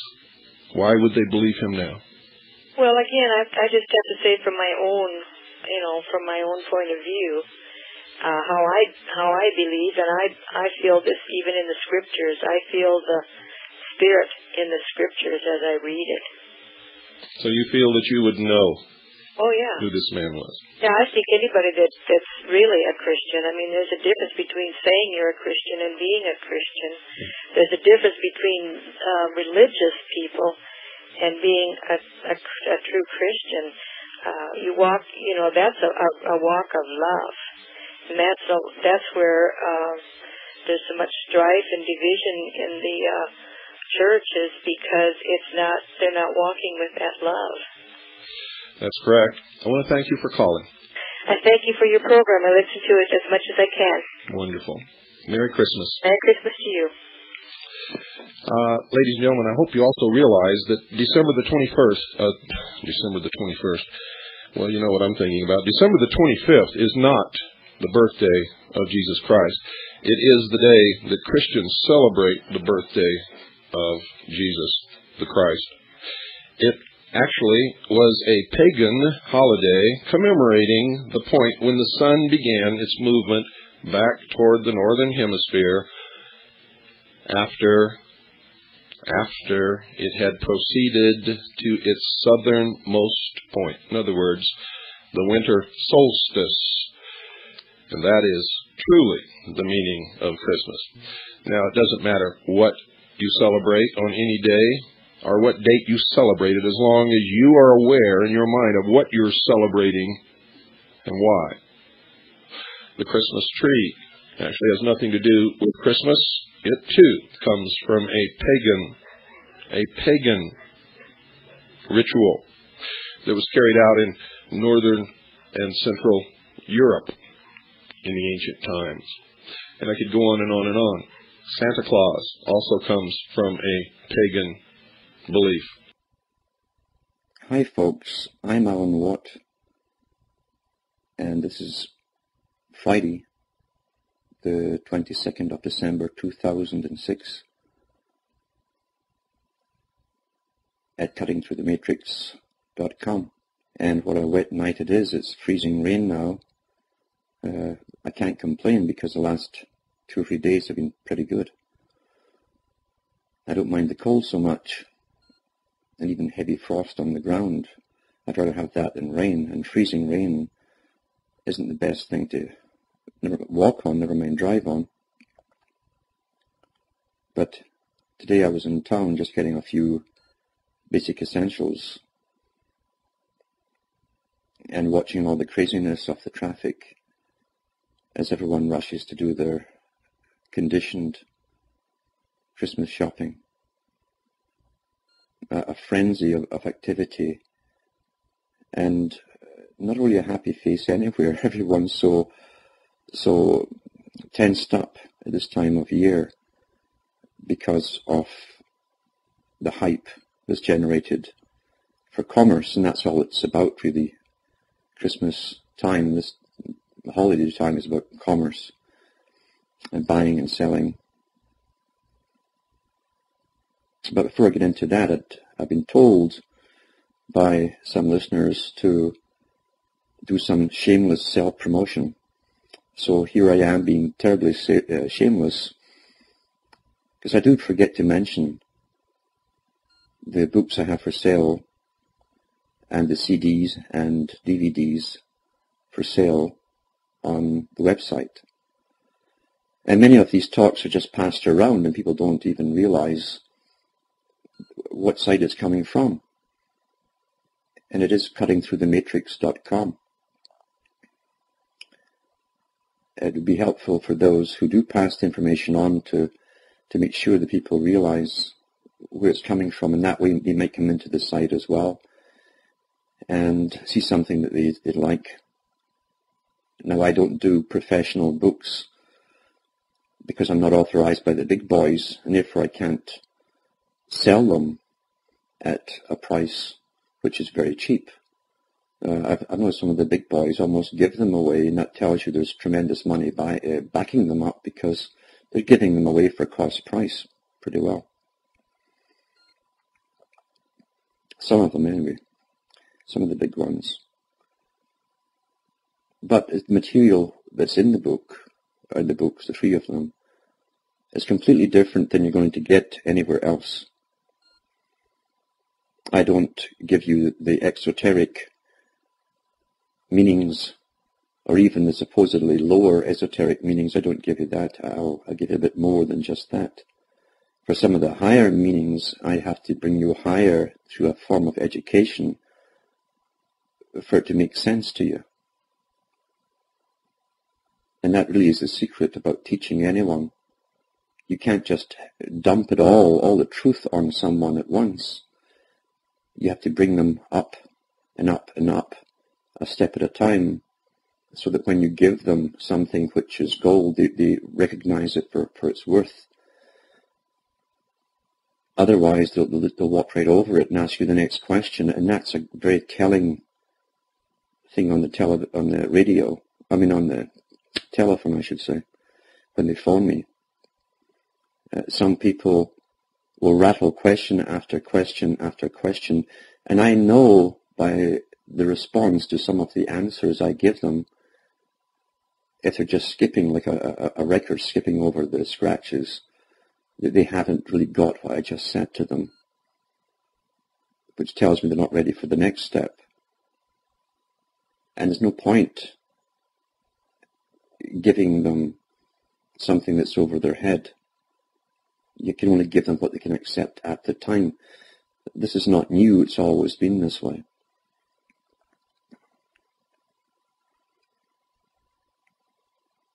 Someone's desire and eagerness to know doesn't mean that they're able to understand it all. There are degrees of waking up and breaking out of the conditioned Plato's cave that we've all been brought up in. And there's more than one cave, in fact, to break through. Some people are on the floor. Those are the zombies, the ones who believe the 6 o'clock news is all real, and they do believe they're being told everything that they should know.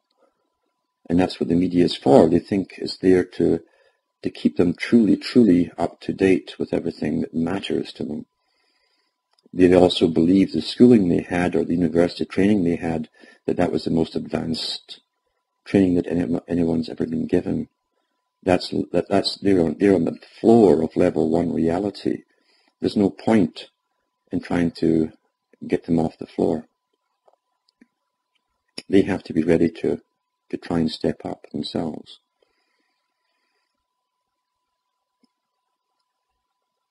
Most people will simply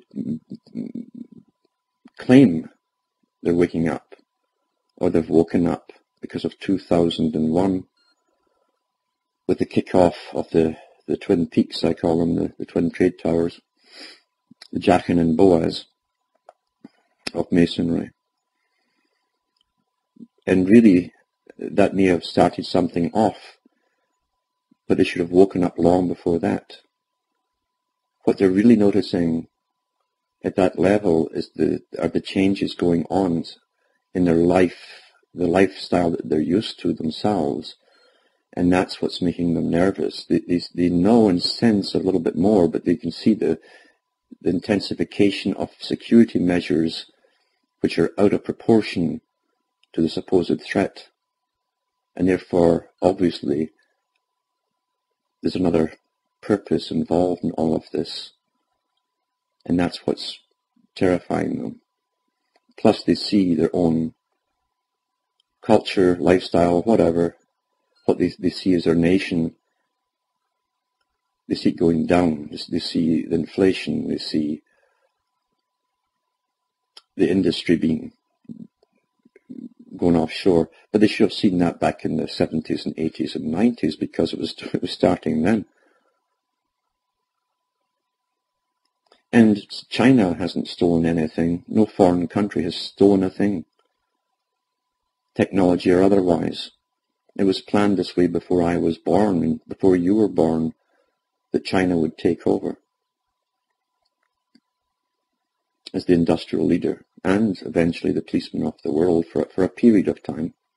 Everyone gets their allotted time to be the apparent ruler, the kingpin.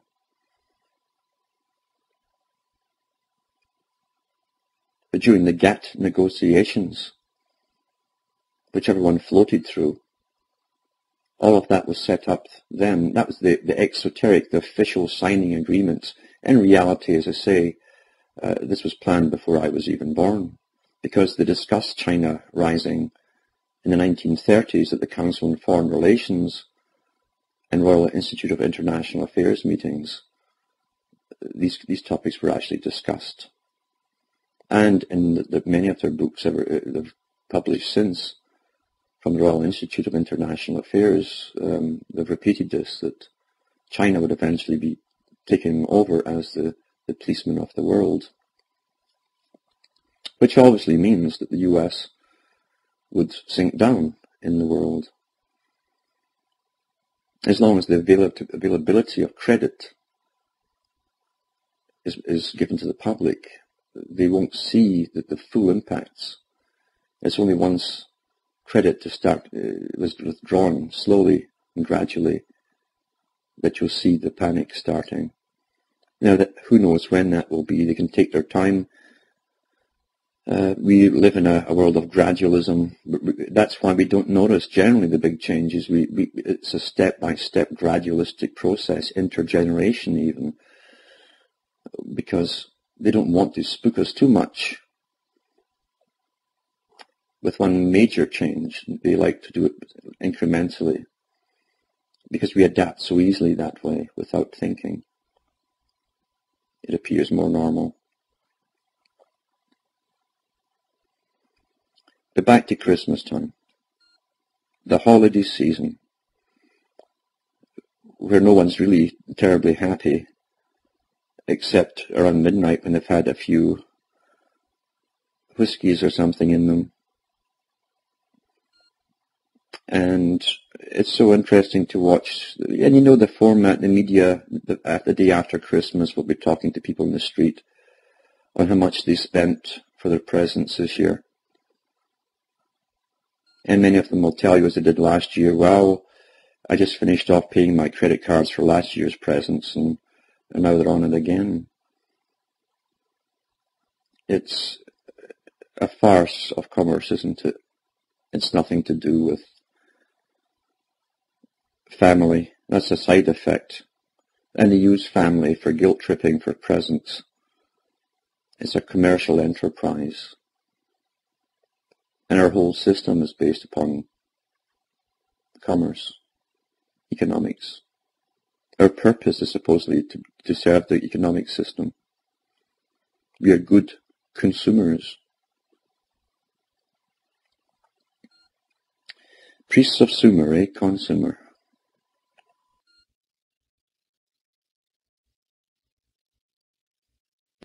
Before I forget, I'd like to also thank the 3 or 4 people who've given donations to the site in all this time, because that's appreciated, considering the, I don't know, many hundreds of calls I've had just in the last year alone and the time I've spent on it. But people will tend in the society to try and suck you dry, and only a small minority would even think of helping someone else out in this present-day civilization. Because civilization is not a natural state to be. It's based on the city-state. And a citizen, someone who's born with a pre-existing duty to an existing system. It's not a humane system, it's a natural. it's only natural for those who are born into it, never questioning it. It never occurs to them to question the system at all, really, and where it came from, and who designs it, who plans it. They are allowed to believe it just evolves by itself. This particular time of the year that was supposed to herald something wonderful and something completely different at one time in different ages, because the same story in different ages, where the son of the deity comes into the world to save the world. Christianity changed it a little bit because it was bringing a system really for a Western world which had originated within the Mediterranean and in North Africa, even earlier. So the times were slightly changed, but the son of the deity hangs in the sky for 3 days at midwinter, the dead of midwinter. It generally rises in the east, goes round, sets in the west, but it doesn't climb very, very high at the dead of winter. So they said that the sun hung there as he crossed the sky. He hung on the cross for 3 days. And on the third day, it starts to move ever so little more north towards the west. And then the celebration for rebirth occurs. We had the same thing in ancient Egypt and even previous civilizations prior to that. And it's always the same story. The story itself is made to be a wonderful story because for a controlled civilization, they mix in the natural rules that would make a true society work if everyone followed the rules. But there's an element which doesn't make it uniform, and that is the occasional deviant who must have power over others. And so the deviants naturally will take such a system which gives a form of natural law and order and climb to the top and abuse it for their own sakes, take over the system, and then you have the criminals running it. But the ones down below follow the rules for a workable society. That's going to work again for so long because the corruption that always grows at the top, as more and more sharks get to the top and corrupt it even more so, it gradually spreads all down into society by the way of commerce, profit, and the use of experts, because once profit and commerce takes over, it's a dominant feature in society. It is not there to serve society. The society is then there to serve it, and human life becomes devalued to a terrible degree, and we see this today. It's not just at Christmas, it's the whole year round. It's also in our, as I said last night, our war making is just an extension of business. And from even before World War I, when they brought the aircraft in, and the Z tanks, as they call them, onto the battlefields, they were still talking about hussars and different kinds of cavalry and grenadiers, named after the grenade, commercially produced. So commercial names for weaponry became a feature of this extension of business called war. And they would talk about grenadiers and the hussars. Into the First World War, then you start talking about the camels, the aircraft, and the Z tanks. And you had all these brand names mixed in with the news. And that intensified in World War II with all the different brands of tanks and aircraft and bombers and how many were churning out every month. And that became the news. So shameless extension of business and commerce, showing itself as it truly is, involved completely in the art of war as an extension of business.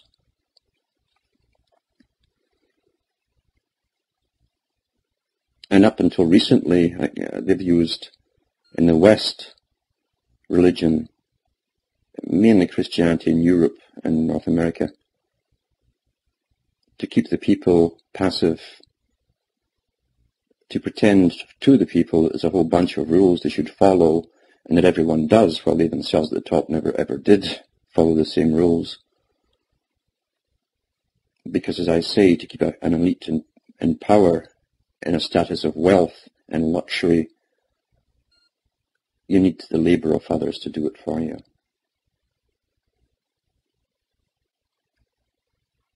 And it's nothing new, since commerce was created and money was created to go along with it in all of its different forms. We've lived in an inhumane system where life becomes first, second class, then third, and then it takes a spiral till it's very, very cheap indeed. And yet the Christmas idea, albeit a repetition of the same story in previous ages, and even more older times, of the Son who comes into the world. And this is no accident, in fact, that even in the English language, those who created the English language used an Egyptian word for sun, because sun in Egyptian is the same word. The sun in the sky is S-E-N. You can put S-O-N if you wish. It's up to yourself, because often they omitted the vowels. And your male offspring was also called a son or sen, just as it is in the English language. That is no accident.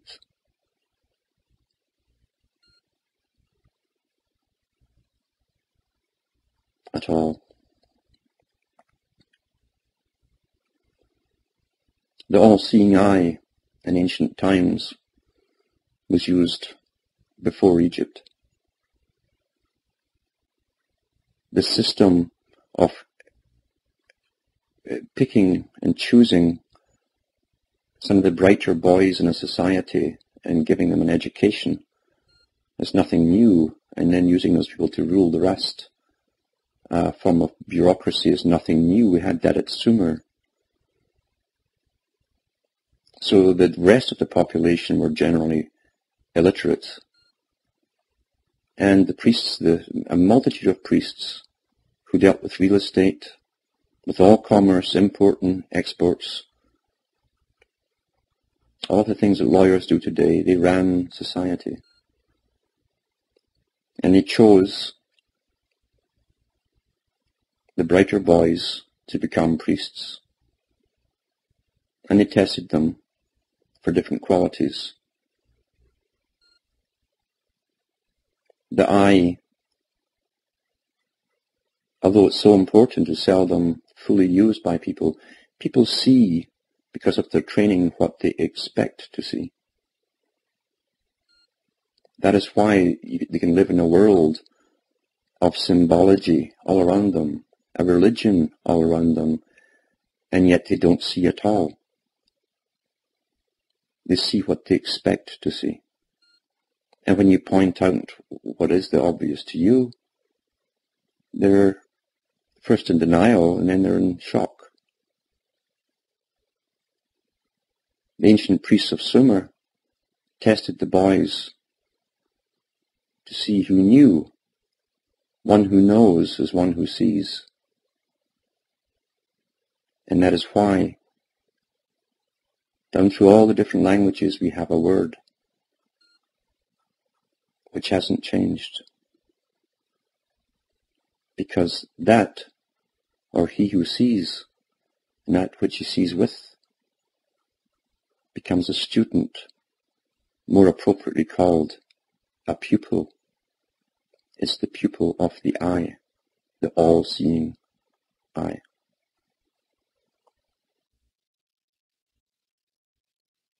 In my books, I go through some of this mystery religion,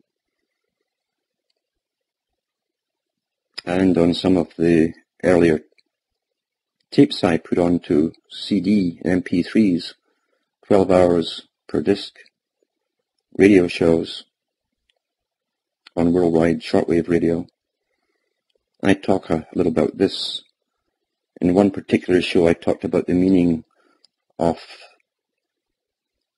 the stars which rise, the constellations which rise at Christmas time. And those who wish and who can perhaps see this Christmas Eve on a clear night, go out and watch for the constellation Orion, and you'll see him come up in the east and go round, and you follow the three wise men of Orion's belt, because that's what it's based on, and line them up, and at midnight look at the star which aligned they all point to.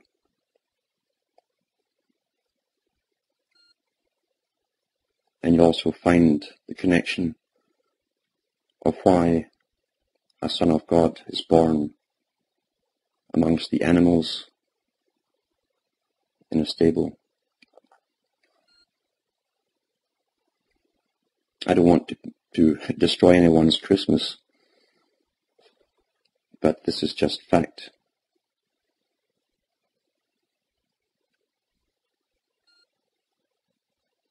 The idea behind Christmas, if everyone followed it, would give us a form of utopia if you didn't have a hierarchy that would hijack it. But it's in the nature of humanity to try and do that anyway. All of the attributes of deviancy, of power, can be found all down through the strata of society, from the top to the bottom. And it's not necessarily a tremendous intellect at the top. It's certain traits which make them so powerful. The psychopathic traits, the ability to con so easily and so well.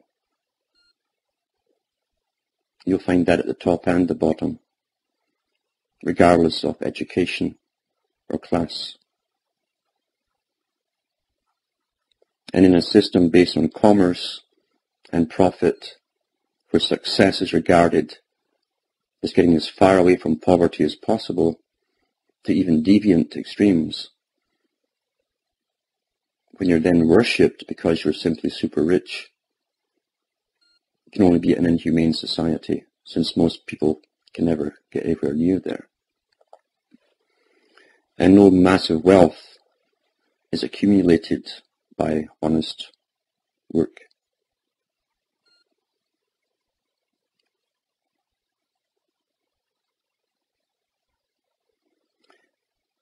In ancient times, in pre-Christian times, and throughout Christian times, the early era, they used to talk about the Christ or Christos within, not without. The whole idea, even in the early true Gnostics, which became another deviant movement very early on when the big boys grabbed it, the whole idea was that a form of perfection could be attained in this lifetime. A form, not all, but a form where one could work on oneself. And the idea of a Messiah was simply that. It was like a mascot, something which you always held in front of you in your mind as an ideal to reach out to and try and emulate. In fact, the early Gnostics complained that Constantine and his crew had stolen their idea when he gave the world the Roman Catholic Church and formed off the dogma and exterminated anyone from any other sect who wouldn't go along with this new authorized version.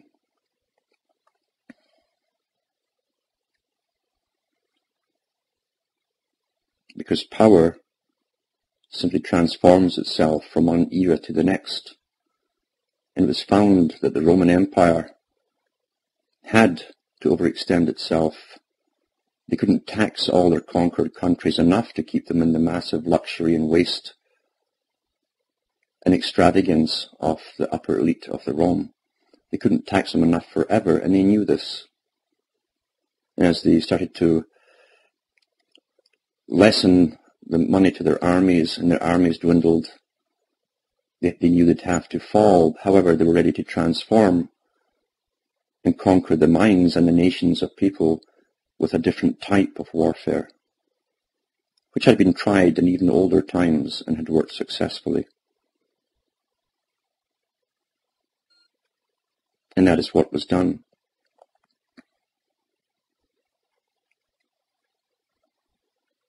Yet using something which appeals to everyone in every culture, in every language, the ideal of a form of self-improvement,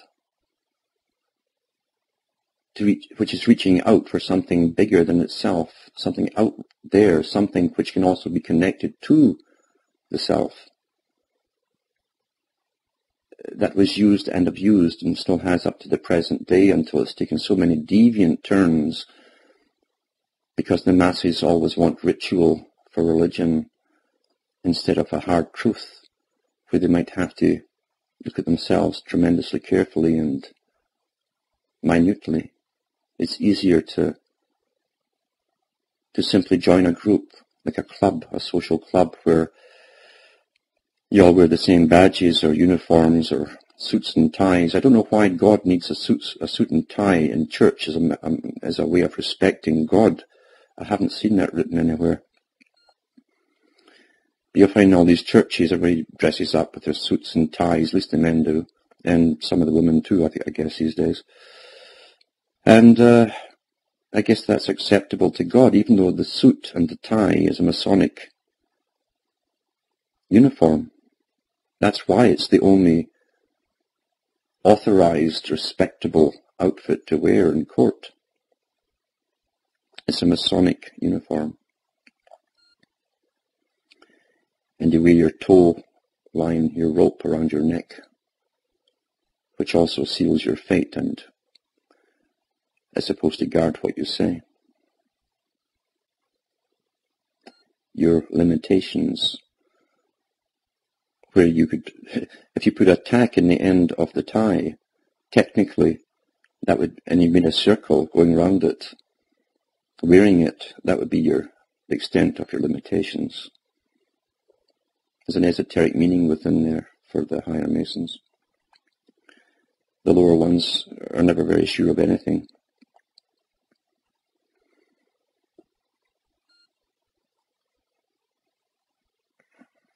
It's so sad that the kindness that people can show, if they're left stress-free, it's so sad to see how it's been taken over in a system of corruption which is anti-human and will make a person think twice about helping someone.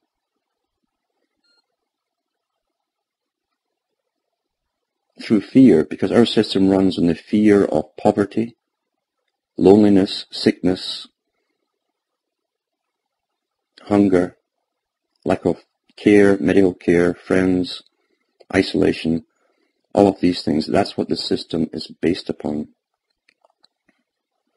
Yet as a creature of this planet, it never stops to dawn to us that It's all the economic system which makes this happen, all these worries. Outside of the economic system, in commerce and money, you don't find that in the so-called primitive civilizations. You don't find that at all. They don't have to second guess, should I help someone or not? They simply do it because they have nothing to lose by doing so. In this world, the first thing is, what will I lose if I help so-and-so? It's tremendously anti-human, humane. Life becomes cheap.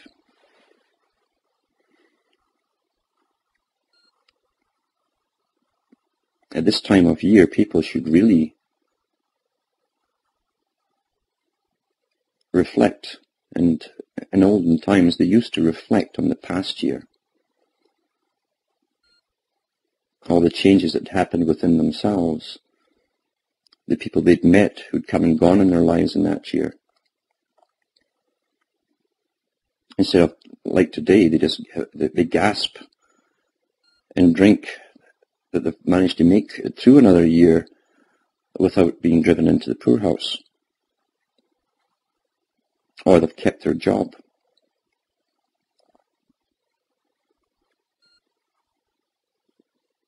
Or their friends will accept them because they're still working, because, believe you me, in this society, a deliberate stigma was attached if you lost your job. And I saw that in Britain to people in the 70s as they were taking all the jobs away.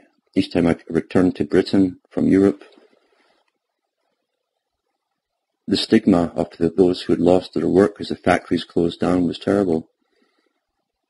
And it was encouraged from the top, as it still is today.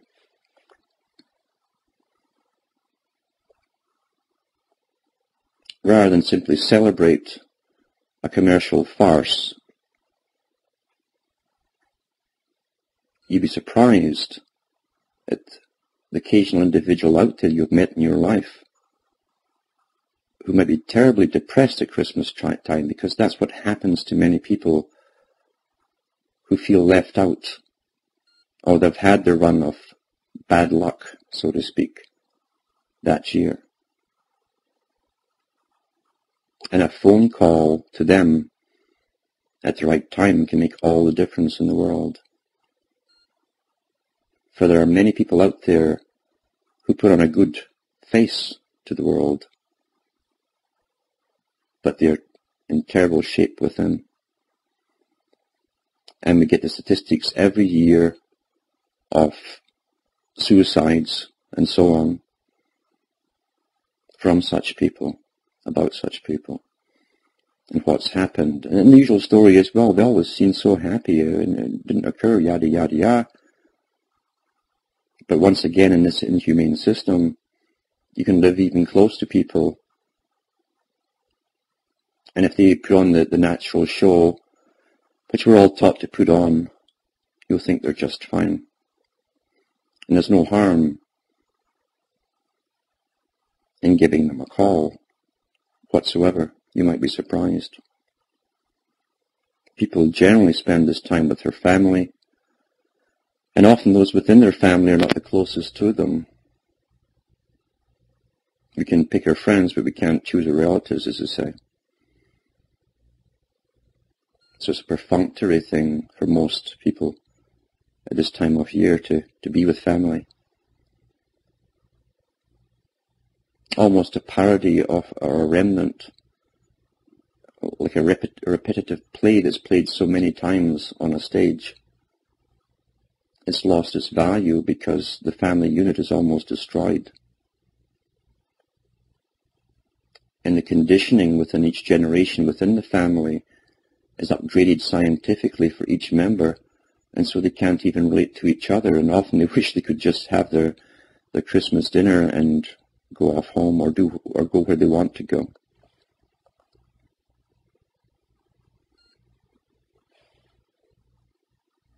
Like following a ritual where the meaning has been lost. And the only reason that it's kept going at all at the moment is for the sake of commerce. If tradition didn't suit commerce, it would be gone very quickly.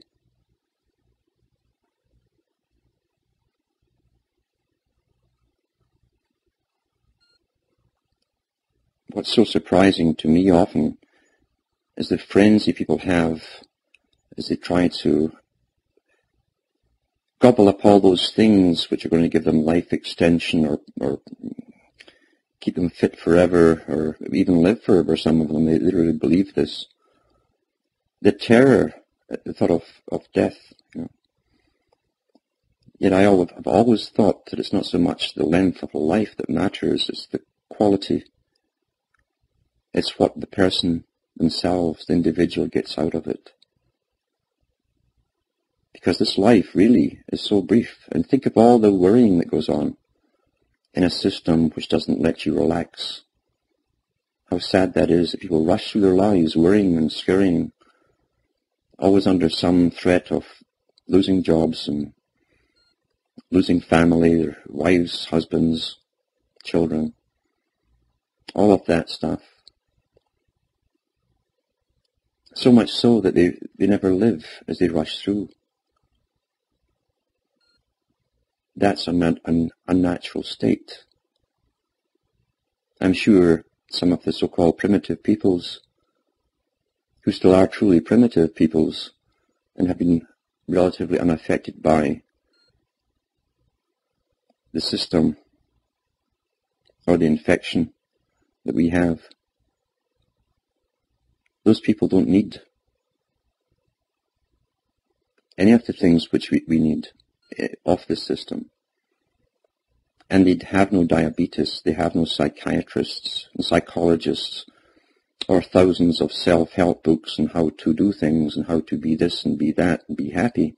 They don't need it. And they live to a fair good age, most of them. And they themselves have full meaning in their life, which makes no sense to the scientifically trained who comes from the commercialized world, but has complete meaning to those people, to the individuals. Those who want a form of contentment in this world have to change their values completely and realize that they can't be judged by society. Ultimately, you are your own judge. It doesn't matter when you end up on your deathbed what society thinks of you. You will not be thinking of them at all, or anyone in society. You'll be reflecting on your own life, which is like the wink of an eye. Even all of the worrying times are just flashes in your life. It's only then you have time to reflect and wonder what it was all about and what did you do with it. What did you do? What did you know was wrong in the society in which you lived? And what did you do to alter it? The trick of altering and changing the direction of society is to understand the trick. And the trick through the esoteric religion has always been to have at least two parties opposing each other, conflict. Long before Hegel had his name slapped on it, this process was understood in the occultic sciences.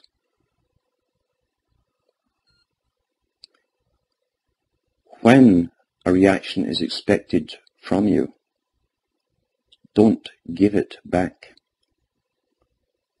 Because if you do, you've just joined as the opposition on the chessboard, and you don't even see the chessboard, nor the players that are going to get moved in front of you and around you. That's been planned in advance by those who understand the game. To change society, you take it off in a direction which they did not choose. Oppositions end up fighting over the same thing. They come to a compromise. which is the synthesis of Hegel. And so the initiator gets to the point he wanted to go in the first place, in a faster pace, with the help of the opposition which he expected to come.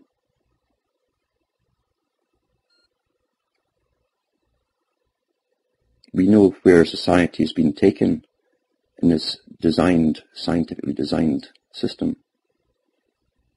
We know they're taking us to brain chipping, non-think will be part of it, non-individual, no sentience, just robot, although it be sold initially under a different guise.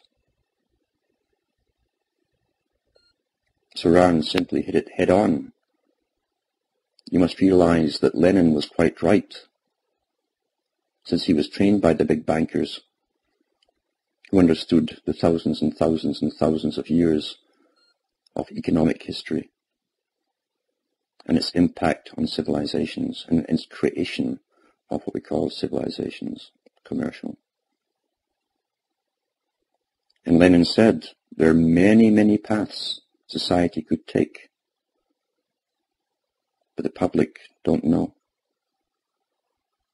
They must always think the one they're born into is the only natural one that could be, simply because it exists when they're born. Those who oppose the changes are falling right into the hands of those who initiate the changes.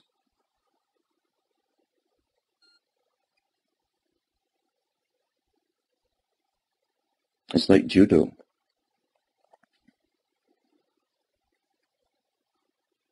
Use the other person's force and dynamics to beat them.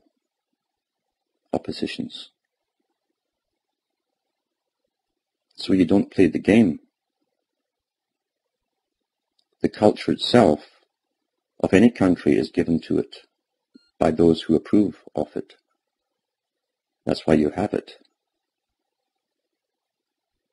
And it serves the elite of each country, the big club at the top of the universal world.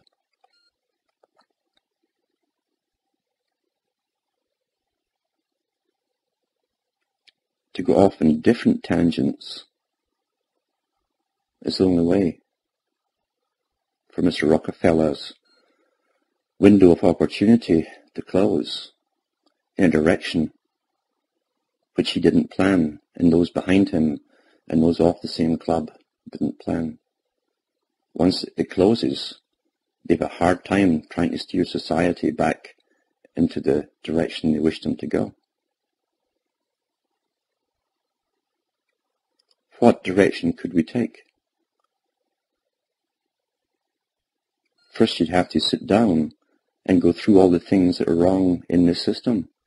You'll find it's almost everything, because it's all based on money. Hard thing for people who are brought up in a system like that to let go of. Yet when they hang on to it, you're guaranteed disaster, because money is only a means to an end for the few who designed and control it in the first place. Eventually the society they will bring in will be a system where you're born. In fact, you might be created to serve the state. Serve the state is through all the books from the Royal Institute of International Affairs, from the Rhodes Scholarships of Cecil Rhodes and Rothschild and others. It's the same script, because they're all one. The big octopus is one. It's one head. That's why they all say the same things. Money would eventually be done away with anyway. It's only useful as long as we are willing to accept it and pay for it to exchange things, which is really just labour again. It'd be a hard thing to let go for people, this working for your money seed as you pull the lever like the rats. and have your rewards. Yet we're guaranteed disaster the way it's designed. It's designed that way. It's not meant to last forever, where everyone tries to be top dog and exploit the person below. And then you're called successful if you succeed.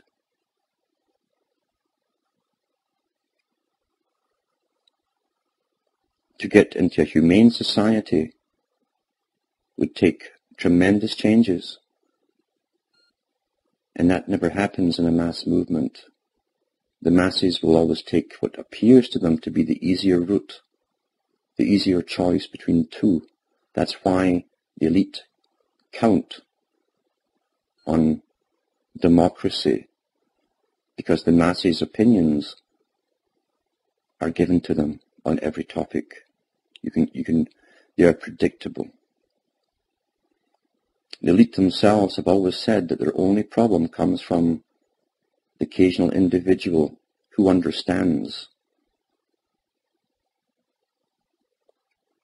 It's like some of these movies we put out where someone can see, and they'll say, oh, someone sees, like the movie They Live.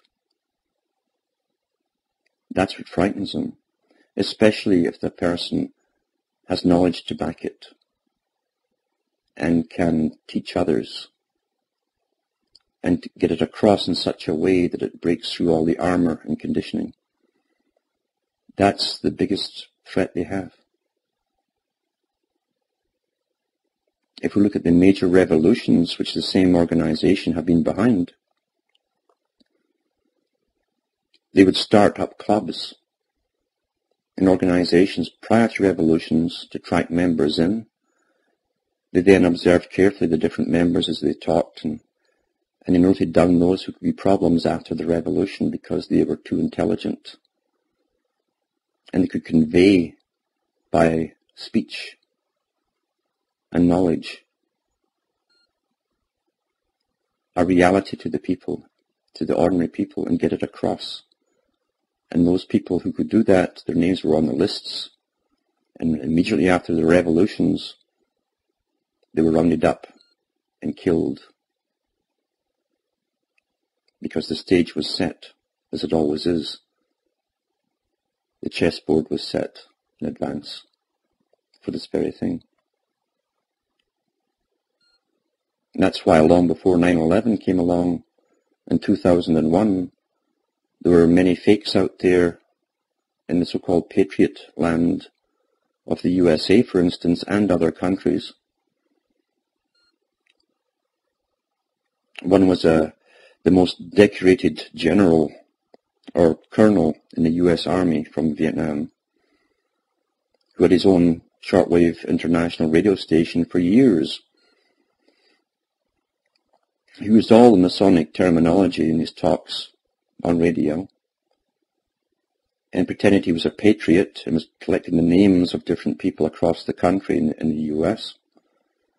And right after 9/11,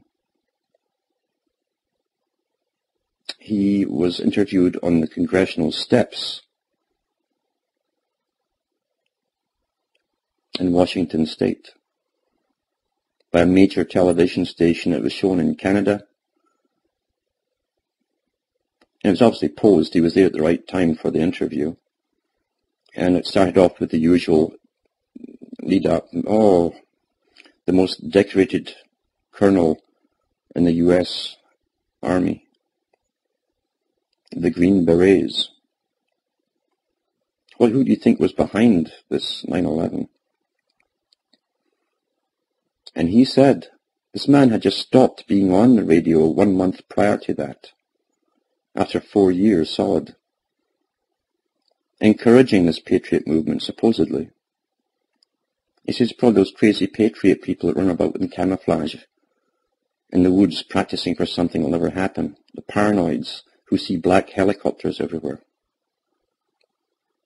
This is the same man who said years before that he left the Pentagon where he worked with hip pocket orders. We see you never retire from these positions. And he collected the names of thousands of people who've been trained through movies and John Wayne and Rambo and etc., to worship the heroes that are presented. If he talks the same language as you, that's all they have to do is to come down to your level and start talking your language, and you fall for it because you're trained to worship people. And you're set up every time. You've got to stop doing it.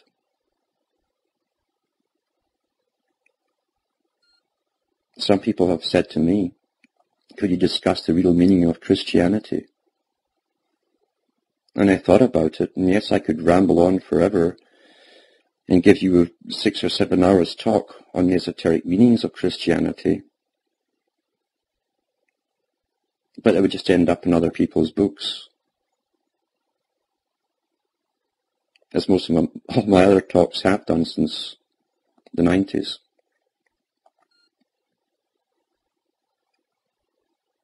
Perhaps it's more important to talk about the changes that can be made in a system which has a plan for the eradication of useless eaters who at one time were valued citizens as consumers-producers but are now simply consumers in this particular service economy. And I'm trying to tell people, don't fall for the traps. Don't fall head on to fighting something, verbally or otherwise. You're expected to do that at a certain stage. You must do the unexpected. You must choose a different path and persuade others that at least to try yours or to look at it, and they themselves might find a similar path and not quite identical, but different nonetheless. Because any path which is not chosen for you is better.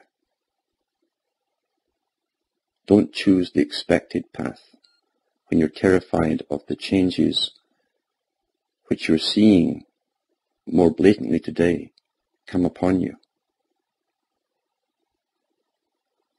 We're all walking this planet for a short time.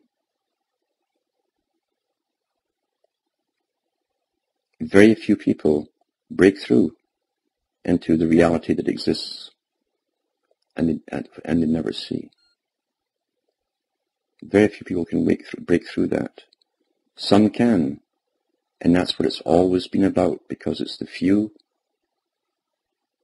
who try to lift humanity up, all humanity up, who have stopped the ultimate horror in all ages from occurring.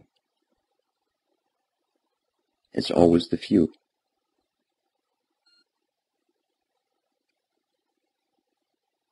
And they don't have to agree upon everything, except not to oppose that which they're expected to oppose.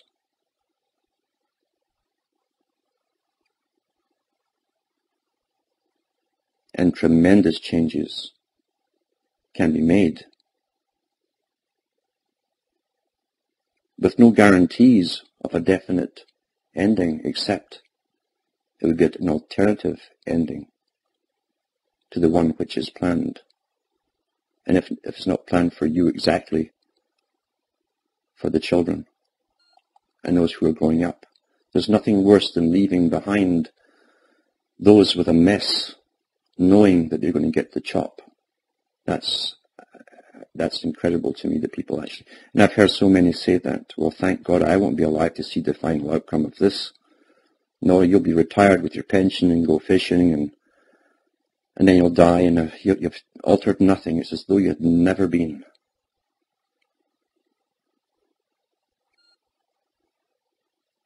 Even the elite themselves can only have their names carved in stone or put on statues or libraries or public buildings for a short time before the next generation comes up and someone else's name is splashed on there. But there are those who have altered society and the directions of society and upset the plans of an elite in every age.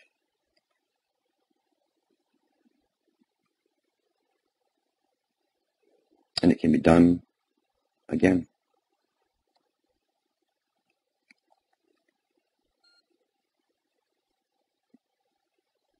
I hope you have a good time. Stay safe.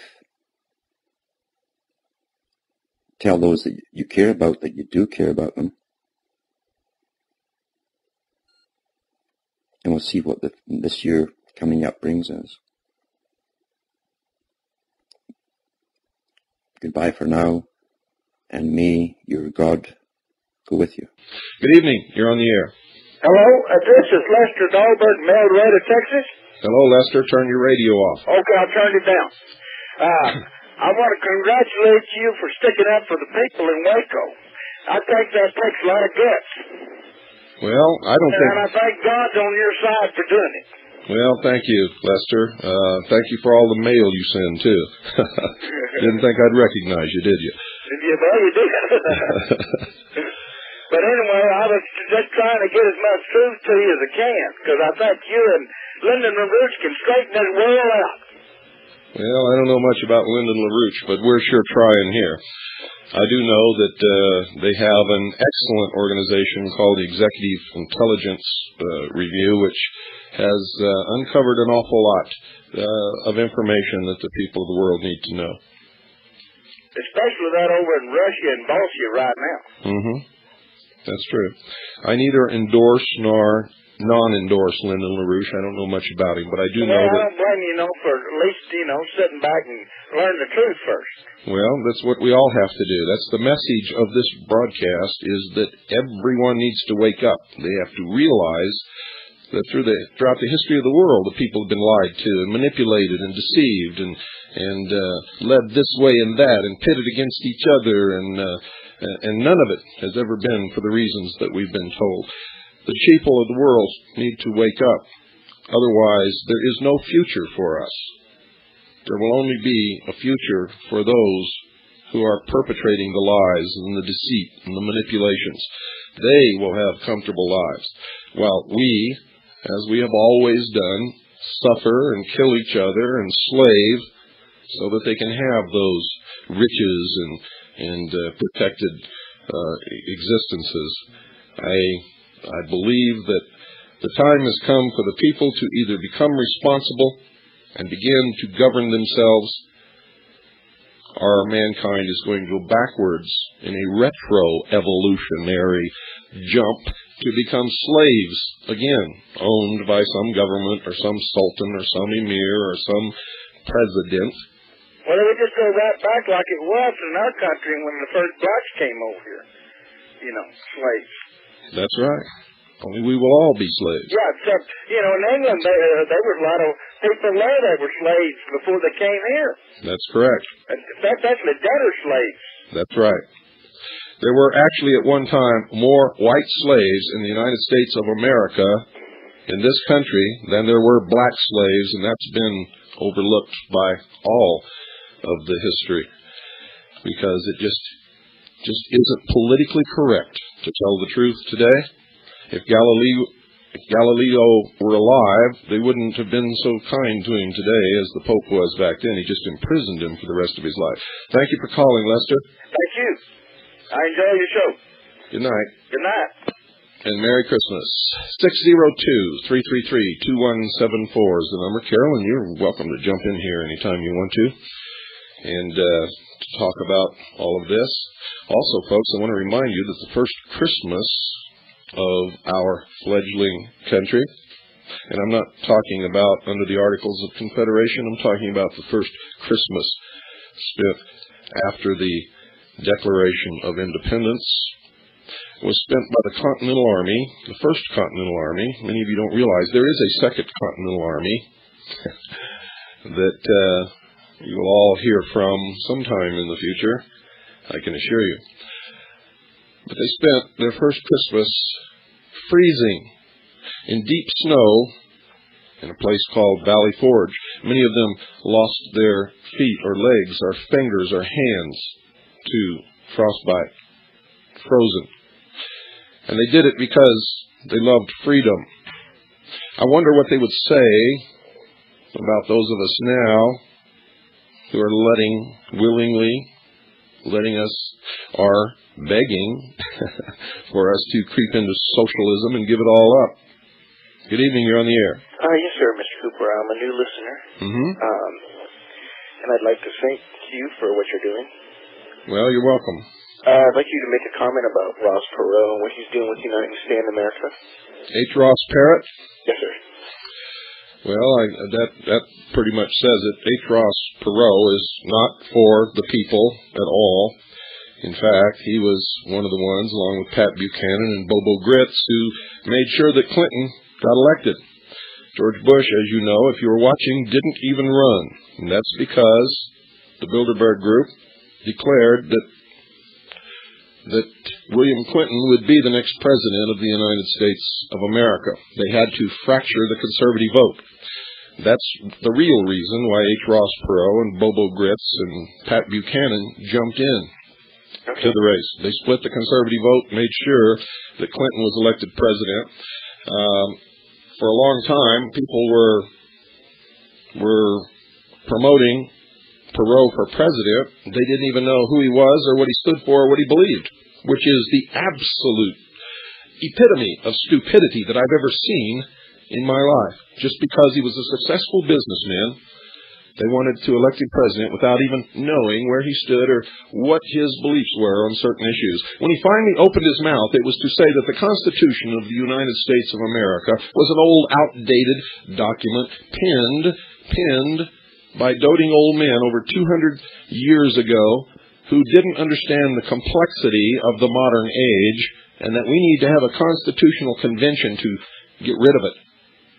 He wants a parliamentary-style government along the lines of the New States Constitution that I published in my book, Behold a Pale Horse. H. Ross Perot, if you want to know the truth, is a stinking, rotten traitor. And if you're behind him, if you're a member of his organization, if you're trying to get him elected president, you'll regret it for the rest of your life. If you're successful, I can guarantee you. Good evening, you're on the air. Good evening. Is this Bill Cooper? Yes, it is. Yeah, I thought I recognized your voice. If I had to ask Jesus a couple of questions, I'd ask him whether he really was, whether Mary was really his mother and not his wife, and whether he spent his time in India speaking with the learned people there. What do you think his answer would be? I think his answer is yes. Why do you think that, when no one can even prove whether he lived or not, based upon what is known about him in history? Where do you get all this other stuff that doesn't even go along with what's written that nobody can even prove? Well, there are other writings around that talk about the ancient peoples, and I ask him also. These are writings that talk about the ancient peoples, right, but they're not writings from the ancient peoples. They probably are. There are decipherments from the ancient people, especially by James Churchward, who carried out extensive research on the people of Mu. And the people of what? The people of Mu, M-U. And also, I'd like to ask this Jesus fellow what he's learned in the meantime. What has he learned about humanity and about other life in other parts? And is it possible that he actually set up his own crucifixion to carry out the ancient plans in the old Bible, in the Old Testament? Is it possible that the essence, the people of whom he was part of, had knowledge of how to revive somebody during the crucifixion? You're talking about the Essenes. That's right, yes. Yes, that's correct. Well, I predicted a long time ago that what you're proposing is exactly what the Dead Sea Scrolls would eventually reveal, and that's exactly what they're saying that the Dead Sea Scrolls contain. But how do we know that the Dead Sea Scrolls aren't a forgery or a hoax? Especially since the you're people... right, William. Anything is possible. Anything is possible. But the fact is that these things come about and are discovered, and they are, that was the job of ancient peoples, is to pass on ancient knowledge which has been destroyed by I beg to differ from you. We don't know what the job of the ancient peoples were, and I don't think they really did either, any more than we know what our jobs are today. I think that knowledge is the passing on of knowledge is one of the highest levels of humanity, and the problem is that many ancient emperors of China totally destroyed and through wars and pestilence and destruction destroyed ancient libraries which had histories of over 100,000 years ago. Well, I beg to differ from you. It wasn't emperors of China. One emperor of China did totally destroy the whole of the libraries, so that all history would begin. You're talking about Alexander, and he wasn't an emperor of China. No, I'm sorry. All due respect to you, sir, it was in 647 BC.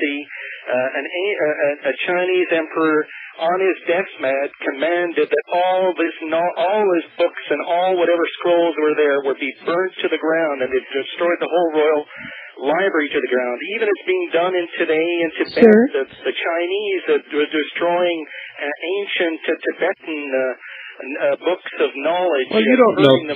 You don't know that. You don't know that's happening. It is happening. No, you don't know that. You don't know what's happening in Tibet, and neither does anyone else. Thank you, sir. You don't know that. I tell you, I spoke to him personally, sir. Spoke to who?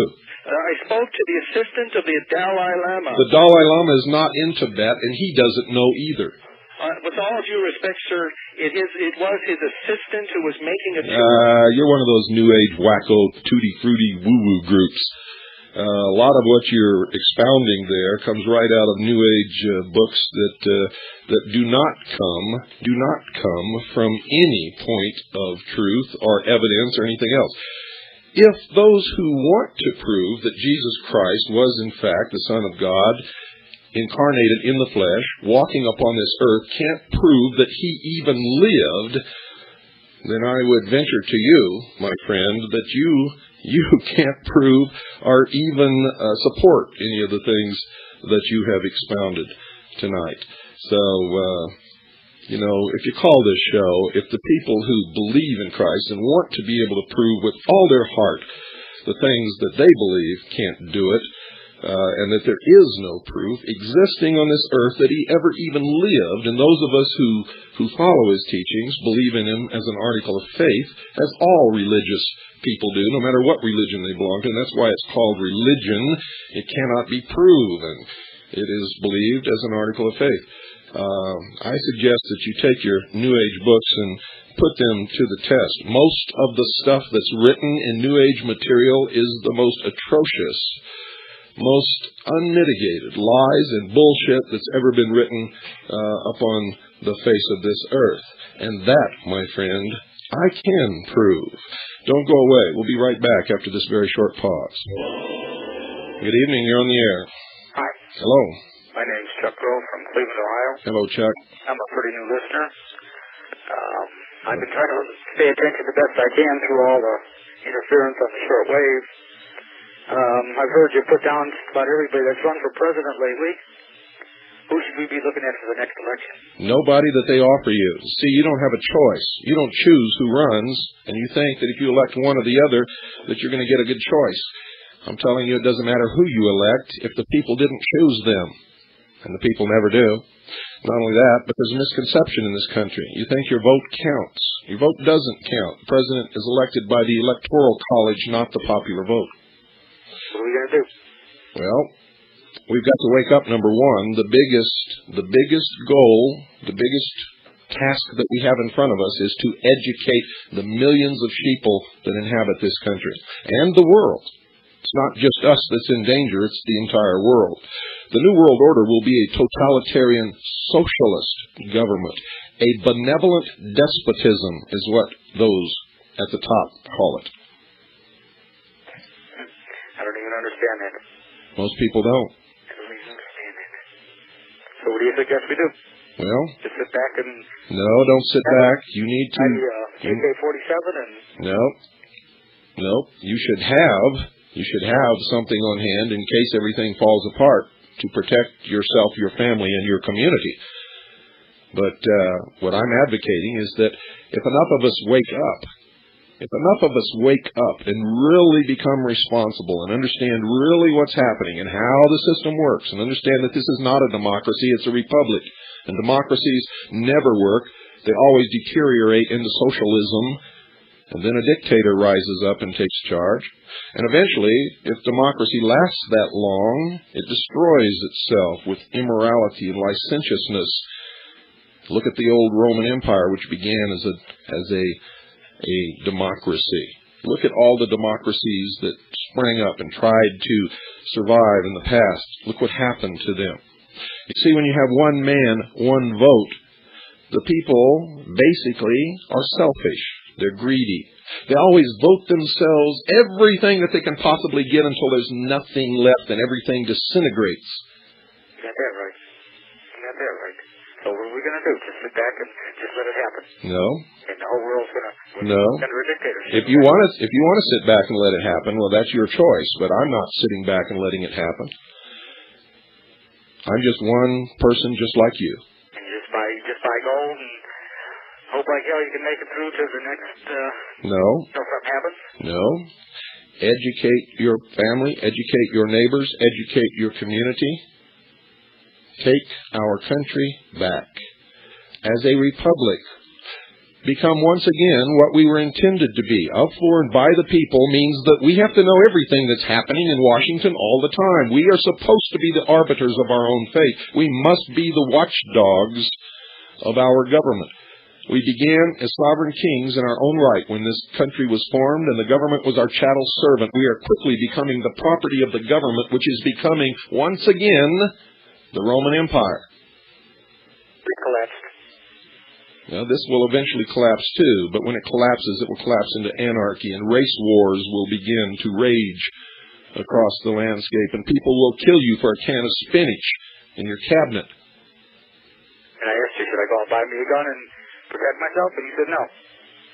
No, that's not what I said. I said that you should have those items on hand to protect yourself, your family, and your community. Didn't I? I should already have that stuff already bought. That's right. That's why our forefathers gave us the second article and amendment to the Constitution, was so that we could protect ourselves against a government should it become despotic and oppressive. And from a... It's coming. I believe it. It's coming. Yes, it is coming. Very fast. So, my friend, thank you for calling. Okay. Thank you. The purpose of this program is to wake the sheeple, empower the people, and try to save this nation and thus freedom for the world. You see, if we lose our Constitution and Bill of Rights, freedom will fall everywhere in the world that it exists. This is the only place in the world that has a chance to stave off socialism.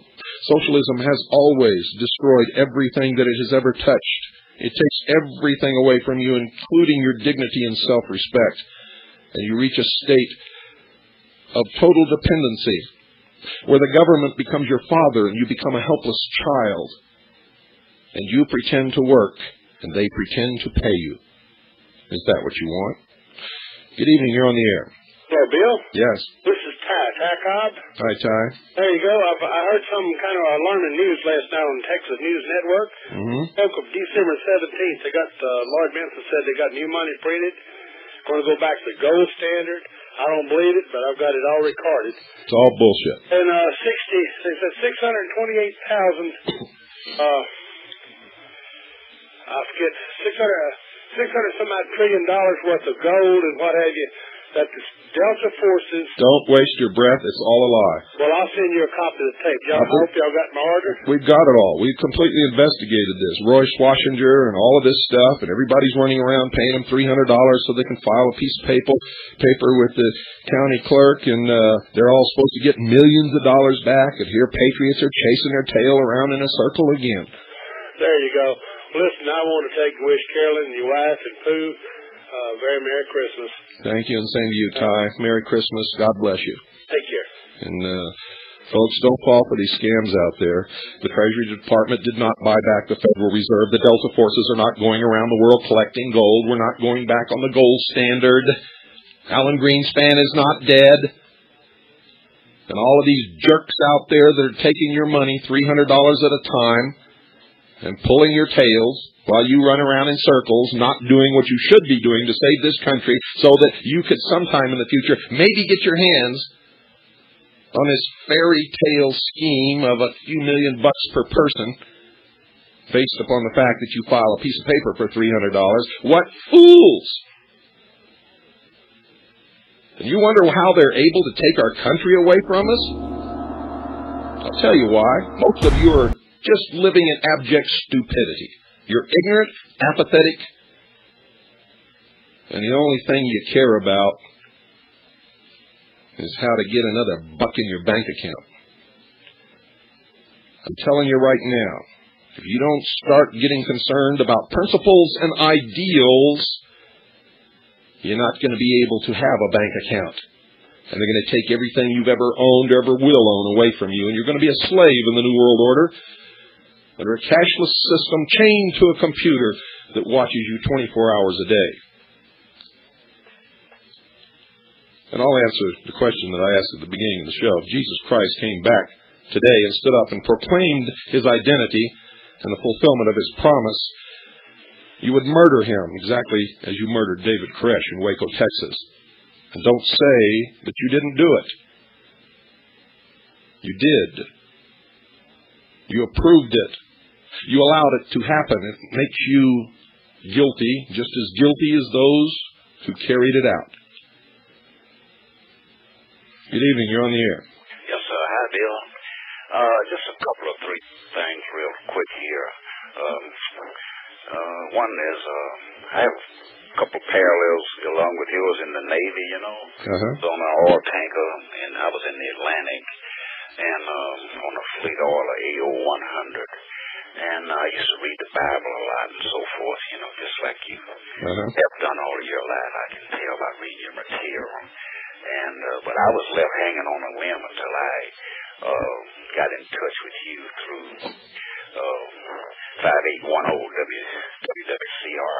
And I just want to thank you, Mr. Cooper. You are really doing a wonderful work. And especially for me, I can hardly sleep at night reading and thinking about your teachings, you know. And yesterday I got my sword, Dungeon Fine Sword. Really great book.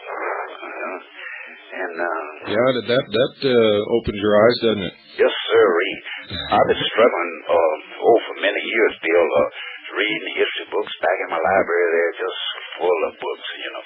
But you're the spark of my life. You're the real torchbearer. And the people, I wish they would appreciate you more, because you're really showing us what has gone on and what's coming in the future, I believe. And I'm just the most grateful person around, so to speak, you know. Well, I thank you very much for that, but I don't look for anybody to appreciate anything very much. If you look back through history, anyone who's ever dared to stand up and tell the truth has always been persecuted, and no one has ever realized that they were telling the truth until long after they were gone. That is very true. I was thinking the same thing you just said. Jesus, Gandhi, Mohammed, lots of them, Abraham Lincoln, and so forth. That's right. Yeah. Let's see, and I had one other thing.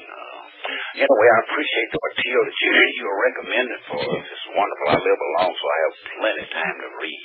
Great. I read the Bible all the way through when I was aboard the USS Midway in 1955. But I was still left dangling on a limb, and I was dangling until I got in touch with you here about 4 or 5 months ago. And I want you to know that I'm so grateful. Your teaching is so great. And I wish a lot of people would listen to you. Also, now, I believe that if Jesus would come to earth, you said now? Yes. You know what I believe would happen, Bill? I believe immediately after he landed on earth, a lump would come in his throat. When you stop and consider all the killing and wars and corruptions and AIDS and so forth. Makes you wonder why he'd ever want to come back, doesn't it? I imagine he would make a U-turn and hightail it back up real quick. I tell you, boy, I think twice before I ever came back if I ever got to get away from here, I'll tell you. But anyway, I can't live without you, Bill. I'm not gay, but I can't live without you. Thank you, my friend. All right. And God bless you. Thank you very much. Merry Christmas. Bye-bye. 602-333-2174. Folks, it's not a requirement that anyone believe what I believe. In fact, one of the tenets of the Hour of the Time and of the Citizens Agency for Joint Intelligence, which I administer, which is thousands of people all over the world who do nothing but collect information, analyze it, we compile it, we sift through it, we separate the truth from the lie, and anything that we can't determine which puzzle it goes into, it goes in a big box with a question mark on it until we can. And we're constantly doing that. You see, I don't care what you believe. What I want you to do is stop believing everybody else. Start thinking for yourself. Make sure that what you believe is the truth, and that you're not believing it just because somebody told you that that's what the truth was. Wake the sheeple. You know, he made a good point. He reads for hours and hours and hours, and so do I. I've been reading all my life. My grandmother taught me to read when I was a little bitty boy, and I've never stopped. The sum total of all of the knowledge ever collected by the human race exists in books. This nation, and most nations in the world, are quickly becoming visual societies. They can't exist without their television, which is the greatest, most successful brainwashing tool ever invented. And it's amazing that people fall for it. A recent poll said that the average American spends 7 hours a day in front of his television set. And that is just unbelievable to me. You see, when you're watching television, you are forced into the beliefs and the dogma and the concepts of those who present those images to you. You quickly forget how to think, if you ever knew in the beginning. And most people today who belong to this visual society have never had an original thought in their life. You need to turn off your television and open some books. You need to investigate and determine what the truth is for yourself. There was a time in this country when journalists presented the facts to you, and by reading several different reports about the same thing, you determined what the truth is.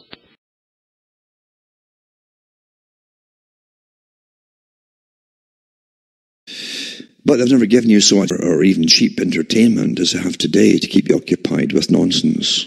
You don't get news anymore. You don't even get any education anymore. All by design. For those who really do value thinking, keep on doing it. And don't give up, because it's so easy just to give up and join the herd. Basically, that's what they want you to do. Give up, join the herd. They're all chewing the grass there. You just don't give up, because there's a freedom in knowing. Even if you feel helpless to an extent as to what exactly to do about it all, there is a freedom in knowing what's going on. You are a creature with incredible ability of sentience. Don't be ashamed of it. Don't let the enemy turn it against you by making you depressed. Don't let that happen. And you can get through to the occasional person. Not many, doesn't take many. But occasional person in your lifetime, you can influence to them to such an extent that down the road, who knows what can happen. That's how it's always been. The occasional one here and there, which that affects people down the road. That's how it works. That's how it really works. And that's what they really are afraid of. That's why they're monitoring everybody in such incredible real time now, to see what you're thinking or talking about or chatting about and so on. And Russell again talked about that too. Eventually we'll catch them all, he says. We'll catch them all with scientific techniques. All that time ago. before they gave you the internet. From myself, Alan Watt, from Ontario, Canada, it's good night, and your God or your gods go with you.